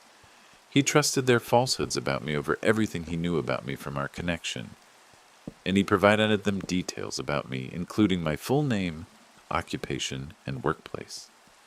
I'm now afraid they're going to persist in trying to find me, especially since my ex-boyfriend has likely informed them we separated. My ex-husband has offered to stay with me for a period, just in case, an offer I've accepted. I'm investigating whether I have justification for a restraining order, and I'm also considering relocating and altering jobs. I had just begun to feel established and secure in this city, and now all of that is ruined. My ex-boyfriend's sister also contacted me. She was appalled when I recounted what occurred, not the specifics about my parents, simply that he went behind my back to meet them despite knowing I was estranged for grave reasons. She apologized for her brother and stated she would have never imagined he'd do something like that. She offered assistance if I require anything, which was kind of her. I've been remaining home from work for several days, simply attempting to process everything. My supervisor believes I have the flu. I need to return tomorrow, though, because I cannot afford to lose my employment on top of everything else. I'm going to speak with HR about not accepting calls from my parents and possibly altering my extension. I still cannot believe this transpired. I trusted him. I loved him. I believed he loved me as well. Yet when it came down to it, he didn't respect me sufficiently to believe me about my own life. He thought he understood my own family better than I did. He betrayed me in the most terrible way imaginable. Apologies if this all seems dramatic. It's been a really fucking awful week. I simply wanted to provide an update because so many individuals requested one. I suppose the situation is resolved and that we are definitively broken up. But now I have new issues to contend with. I'll provide another update if anything significant occurs, but for now, I'm just attempting to determine what to do next. Thanks again to everyone who gave advice. Regarding the update, some folks inquired about the ring. He still has it, to my knowledge. Currently, I don't even want it anymore. It would only recall all of this. I know my Nan wanted me to have it, but I think she'd understand. For Edit 2, to the people messaging me to ask about specifics of what my parents did, please stop. I'm not going to discuss that with unfamiliar people on the internet. It's traumatic and private. The key thing is it was severe enough to justify ending communication for good. For Edit 3, my ex-husband is just a friend now, so stop with the comments implying there's something romantic happening between us. He's literally engaged to someone else. He's helping because he's a good person who experienced all this with me previously. Not everyone acts with hidden agendas. For Edit 4, a few people inquired why I don't just move cities again. It's not so straightforward. I have a good job here. I can't afford to just uproot myself. Finding a new job, a new apartment, etc. requires time and funds. I'm working on it, but it's not something that happens instantly. One last update for now. I have a meeting with legal counsel next week about the protective order issue. I'll update if there's any major progress, but I'm going to take a break from this thread for my personal well-being. Thanks for all the support and advice. And the last story for today, my boyfriend, Ben M42, has been asking strange questions and expecting me to do things that would contradict my plans for my own family. Things have gone well for me over the past few years, but this year has been fantastic. I decided to reduce my daily workload a bit after I secured 3 accounts that are helping me achieve some financial goals. I'm planning on buying a house for my family. I reduced my daily workload a bit after I got 3 accounts that are assisting me in reaching certain financial objectives. I downsized my current living situation, renting after my kids went to live, temporarily, with my parents for this semester, while I finished my certified training and graduated from my current university program. My new place isn't as visually appealing as other locations, but the price offered a good reduction from my living expenses. I can walk to both the office and the university, and I barely need to move my car for anything. I'm saving money that I'm depositing into an account for my children. Ben absolutely despises my place. It's clean and in a relatively safe area. It's just that it's a mix of student area / old families, and traffic can become messy from 7 a.m. to 6 p.m., with some houses being simple and elegant, while others look like tacky add-ons. I don't mind if my place doesn't look nice from the outside. It's not as if it's an eyesore, and it's up to me to make it livable on the inside. I had 2 alternative choices. Choice A cost $200 less than my previous place, with access to a community pool and 2 bedrooms. I don't need more than 1 bedroom at the moment, and I don't really have time to enjoy the pool. Choice B was a bit lower, but about 45 minutes away. It was beautiful and close to the school where Ben's kid went. He did hint at it, but he would have needed to get on the lease and come up with a difference between this place and my new studio apartment that I chose. Also, living together is a major decision, and right now I really need to focus on my career and education. He said he understood, but he didn't take it well. He told me that his daughter was disappointed because she would have liked a nice place to hang out. Ben lives in an I stayed quiet, to be honest, because I thought he might have been offended, but there's absolutely no way I would allow access to what I've built to anyone other than my children. Additionally, he stated that I should treat his daughter as very special because I only had boys, and she's my opportunity to have a girl in the family. His exact words. Don't misunderstand me. She's a good kid. I have never failed to give her nice and thoughtful presents on her birthdays and holidays, but his comments caused me discomfort and disgust. It felt like reverse sexism, and I informed him of that. She and I have a reasonable relationship, but there's no way I will grant her access to my money, if that implies treating her as my own. I know this may sound very wrong, but it's how I truly feel. She's not the type of kid who's a bully or unkind or anything, but she's not my child. And every time he asks for things, I feel like he's trying to make me take from my children to give to her. It happened again when I offered her a short-term weekend job. The office cleaning lady was unavailable, so I hired his daughter for Saturday cleaning. She did a good job, I paid her, and took her to the mall to buy her some makeup she wanted, and she returned the following weekend. When he picked her up, he started joking that she would start from the bottom and ascend to become a top executive like any other child in their family business. I didn't say anything because she was present, but I did approach him later and brought it up with him. I attempted to be gentle, but it was crucial for us to at least talk about expectations. His first response wasn't what I anticipated. In fairness, I believe he became nervous or embarrassed, but I disliked his response. Then he said something about me potentially including her in my will. I want to clarify that he laughed, so I believe it was a joke, but I also think he wouldn't have clarified if I'd agreed. I simply remained silent and told him that I cared for his daughter, but it's not fair to build any expectations. I've worked diligently to provide my children with a better future, and it's taken me more than 10 years. The fact that he only sees the outcomes without considering my past and my struggles feels disrespectful. I also brought up how he wanted me to alter my budget and plans for a different property, even though he knew that living together isn't an option, and that he remained quiet when I stated he would have needed to cover the difference on the lease. Furthermore, I mentioned that I would not make needless sacrifices. No further words were exchanged. He stormed out of my car, and this is why I feel like the jerk here, began walking with his hand in his pocket and a faint smirk.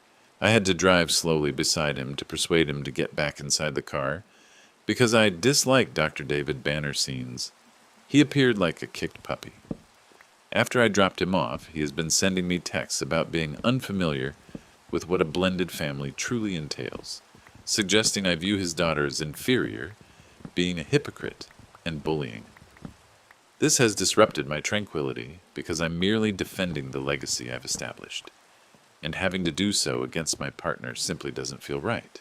We discussed it, and he apologized, and I apologized as well in case I had been too harsh. He said we could discover a compromise, and I was open to it. When he spoke about helping him create a business for his daughter, I began to get angry, because once again, it would be sweat equity for me. I declined because I've already put in all the hard work I had to, but that was for my own gain, and what he's asking simply isn't fair. It's a responsibility, and I genuinely prefer to do things properly. I don't want to say yes and perform it inadequately, and I don't want to work for free. I also don't want to blend business and personal matters because it's my network and my contacts. And again, it could turn out very well or it could be a complete disaster. And I don't want that. I'm also concerned that he will intensify and continue requesting things. He said that if I don't help, he will feel as though we'll never construct anything jointly. I suggested he needed to hire a consultant, but he remained quiet. So I told him that he shouldn't burden me with the responsibility for his current circumstances. He said that I'm probably dazzled by my achievements, but that one day I'll wake up single and lonely. I asked if he was threatening to leave me, and he said I'm not acting like a helpful partner. I asked for a break, and he became very agitated. I'm just trying to maintain my mental well-being because his continual requests and remarks have caused me anxiety. Also, I'm very angry and thinking that he is merely seeking financial aid. I texted him this morning requesting a discussion. I intend to end our relationship. He expressed hope I wasn't planning on ending things with him, because it would mean that I just deceived him into a temporary separation. He posted something about his own mental health today. Am I the jerk for deciding to end things? We have not yet spoken, but that is my goal. I do not view his child as inferior in any way. I simply wish to keep my finances separate. Edit. To the judgmental individuals calling me names for letting my children live with my parents for this semester alone, please clarify for me. Would it be a good choice to decline a positive opportunity and complete my education just to gain your approval? Right, because failing to do my utmost to give them a strong financial start in life is a superior option. Additionally, where did you infer that I'm an absent mother? Did I say that I don't see them or spend time with them? To those who offer advice, thank you. To those who disagree but jump to the notion that mothers should not do what they can to secure their kids' financial future and stay poor, but at home, thanks. Update. We officially ended things today, and he made it very difficult to concentrate on our discussion. He kept interrupting me every 5 seconds and spent almost half the time in denial. I asked to meet at a modest restaurant to prevent any kind of drama. I aimed to be respectful, but certainly intended to raise my discomfort and concerns about his conduct. He tried to initially dismiss it, but when I pressed, he dodged the topic. I told him what he already understood. My kids are my top priority as their sole provider, and I want to make certain their needs are met. There were some remarks from my previous post that I had considered but hadn't expressed aloud, like, what would he leave for my kids? Or what's his strategy for his own child? I'm aware he doesn't possess much, but that's no justification. When I drew a comparison between what he desired for his child versus what he would offer to mine, his expression shifted as if I were avaricious, and he felt offended. He said my children lack a father, and that he could offer a paternal figure. This provoked me so intensely that I had to attempt to control my voice level. My assumption is that merely existing like a piece of furniture in return for financial gains for his own child is fine by him. I would have loved for my kids to have a respectable father, but that's just not in the cards, and right now I prefer to be by myself than with Ben. I was so angry that he kept telling me to calm down. He said he's leaving his da for good knowledge on life in general, because there are things that only he can offer, since her mom is too secular, whatever that means, and I didn't ask him. I said that we needed to break up, and he immediately became upset and left our table. I thought he was gone, but he came back later and claimed he'd only gone to use the restroom. I told him that I couldn't share any part of my life with him after he behaved like a gold digger, and that even if I could get past this, I would never even consider getting back together, because his intentions are entitled and dishonest. All in all, I'm just glad that we weren't alone. He has high blood pressure issues. Truly, I've seen the medication, and sometimes I've suspected certain types of mental health issues, going from 0 to 100 for things that seemed incongruent. He said he was truly sorry if he offended me and said that he felt tricked and betrayed. That breaks are meant for introspection and to seek improvement, not to abandon a relationship. That my actions would have an impact on his daughter because she really likes me. I offered to have a last call/text with her if he agreed, but his answer was no. Fuck you, you don't get to say anything to her. He said that I'm caught up in my new mainstream life, whatever that means. It's fucking offensive considering that I've worked for my financial stability after a few years of things not being great. He told me to go suck on my colleague's DC case, but immediately apologized. I told him I'm not surprised by his behavior, as it shows me that he seems to think sex can resolve anything. I also said that since he was being gross and vulgar, I'm just now learning that men like him are unfuckable, homosexual, handout seekers, and insincere, and that I will never date someone who isn't financially stable, ever again, because this is a significant lesson.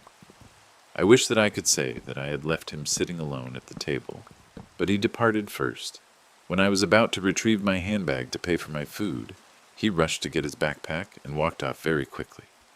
I blocked him everywhere, but I already changed my locks. He never had a key, nor did he stay over, but I'm just being cautious. He called one of our mutual friends to vent about me, and she ended up angry with him because he was very insistent that I had mistreated him, and she told him that she needed to hear my side of the story. She and I had a long conversation, and she told me that she couldn't blame me, because our group of friends had been noticing the imbalance in our relationship, and how he seemed comfortable including himself in conversations about business and success, when, In the 16 years that she's known him, he's never accomplished anything. So that's my update. I also blocked him on social media and messaging apps. Next story, I cared for my late husband's kids for 5 years while he struggled with addiction, and now after his death, their incarcerated mother wishes for me to adopt them while his parents are trying to prevent me. This is a somewhat lengthy story, but I feel I need to share it because I'm feeling incredibly overwhelmed. My husband died 1 week before Thanksgiving. We were informally separated at the time. We were not living together. I still loved him, but I had opted to distance myself because of his drug addiction, hoping he would seek treatment and get clean. He was getting help, but it was insufficient, and he overdosed. He struggled with drugs when he was younger, like college age, but he became clean, and I believe he stayed clean for many years. He had a girlfriend back then when he was younger, like college age, but he got clean, and I believe he stayed clean for many years. He had a girlfriend back then who also developed a drug addiction, and they had 2 kids. Ultimately, he became clean, had a good job, had his life organized, and was doing everything expected of him, and he was granted custody of their 2 kids. I actually knew him from elementary and middle school. We lost contact when we went to different high schools. We didn't meet again until after that first period of addiction and recovery. He had been clean for a few years when we met. His kids were 5 and 3, and they're 10 and 8 now. Their mom had supervised visitation. I have no biological children of my own. He passed away, and I'm devastated by it. I can't quite accept it yet, but I feel particularly heartbroken for his children. They haven't had an easy time, but I feel particularly heartbroken for his children. They haven't had it easy over the past year or so as he's struggled with his problems, and now they've endured the ultimate loss. I've stayed in their lives even while we were separated and not living together. He moved back in with his parents and took his girls with him, but I still visited them often and remained involved in every part of their lives. I never called myself their mom, but I was essentially their mom daily. I did all the things a mom would do. Their mom was recently arrested on a burglary-related charge and is incarcerated. This happened after he died. I believed she was improving. She was at his memorial and appeared more composed than often in the past. She wrote me a deeply moving and sincere letter asking me to adopt her daughters. She essentially confessed she's unsure if she'll ever conquer her addiction and that she doesn't want the girls living with relatives on either side. She wants them to remain with me because it's what they're familiar with now, and she believes they're secure. She said they asked her if they can come live with me and referred to my house, our former family residence, as home. I didn't expect that whatsoever. She hadn't been especially fond of me previously. For years she's talked about getting clean for her girls and regaining custody of them, and she actually had some good moments, but it never lasted. I feel like the worst person in the world for not immediately saying yes. I haven't responded to her at all yet. I feel like the most evil person in the world for not immediately saying yes. I love those girls. I've lived with them as essentially their mom for several years. I've worried about them every single day. Yet why do I find myself wondering if I truly want to do this? I also don't even know if it will be possible or what kind of fight it would be. I don't think his parents will agree that easily. I got along with his parents just fine, but they are very focused on family and are absolutely devastated by his death. So I can't imagine they'd let the girls go without a major fight. I can't help but wonder what kind of potentially lifelong mess I'd be getting myself into if I pursued this. Dealing with her, both sides of the girls' extended family. The trauma the girls will likely be dealing with forever because of their parents. I don't know that I'm strong enough to handle it all, and it makes me feel like a horrible human being. Update, March 30th, 2025. My husband died from a drug overdose in November 2024. He had drug issues when he was in his late teens/early 20s, got clean, and remained clean for many years. He had full custody of his 2 daughters, who are now 8 and 10. He relapsed sometime in 2024.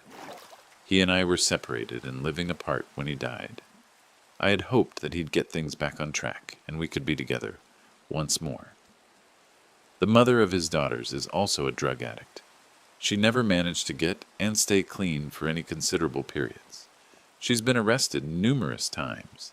She was at his memorial service and seemed to be in good shape, for her, but she was arrested shortly after that. She's still incarcerated now. When she first entered jail this last time, she wrote me a letter saying she wanted me to adopt her daughters. They'd been living with my husband's parents, but they asked me several times about when they'd be able to go home, to what had been our family home. I was essentially their mom. I never referred to myself as their mom, and they didn't call me mom, but I fulfilled that role. They had infrequent contact with their actual mother. In the letter she wrote me, she even mentioned they told her they wanted to live with me. I posted about all of this 3 months ago. Since then, I've chosen to pursue custody of them. It was a significant decision, and one that, while I spent a great deal of time considering, I didn't have the luxury of waiting too long. What ultimately tipped me over the edge was my former in-laws, stating they didn't believe the girls should go to therapy to help them cope with their father's death and their virtually absent, drug-addicted mother. It was shocking because what person in their right mind wouldn't think these girls should have all of the help they can get? At the same time, it wasn't surprising coming from them. They lived in denial of their son's problems too. They were the biggest enablers I ever met as well. They're extremely focused on image and achievement, just being the best. Sports, competition. I believe they have good intentions, but that doesn't change how their actions affected their son, other children, or grandchildren. I never thought I'd be teaming up with my husband's ex-GF, but here we are. This isn't easy for her. No, she's not been a present or good mom, but I know she wishes she was. I know it's hard for her to admit she can't be their mom. Despite her problems and her track record of extreme selfishness, I can't imagine what it takes to give up custody of your children. And I'm glad she's finally putting her own wants aside to do what she thinks is best for her kids. I'm also sorry for her that despite still having parental rights over the girls, she's not being granted the authority to allow them to be adopted by somebody she designates. I understand there need to be safety measures in place to ensure children are placed with safe people, but I'm willing to do any evaluations needed to prove I can provide a safe and stable home for them. You'd think it'd be as simple as her terminating her parental rights and indicating that she wants me to adopt the children, and while that is part of the process, it's not actually that straightforward. His parents, who again are obsessed with winning everything, have already tried to block this through the courts. They're essentially trying to file some type of injunction where if her rights are severed, they get the first chance to adopt the girls. And they are attempting to drag me through the mud in the process and frame it to look like I can't be a fit parent. I may be single, but they're in their 60s. The girls love them, but they don't want to live with them full time.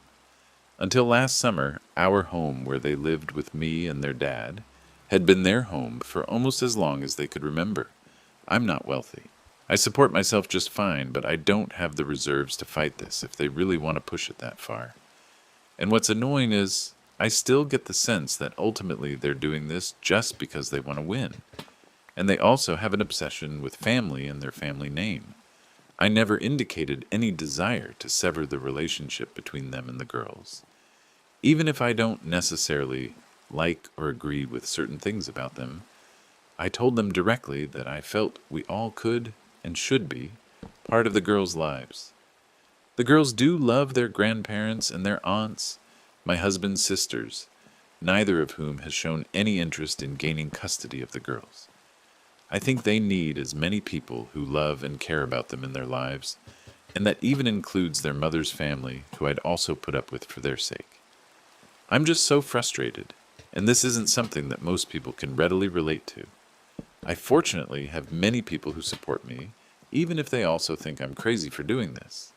It's just that I guess there's very little advice anyone can offer me based on experience.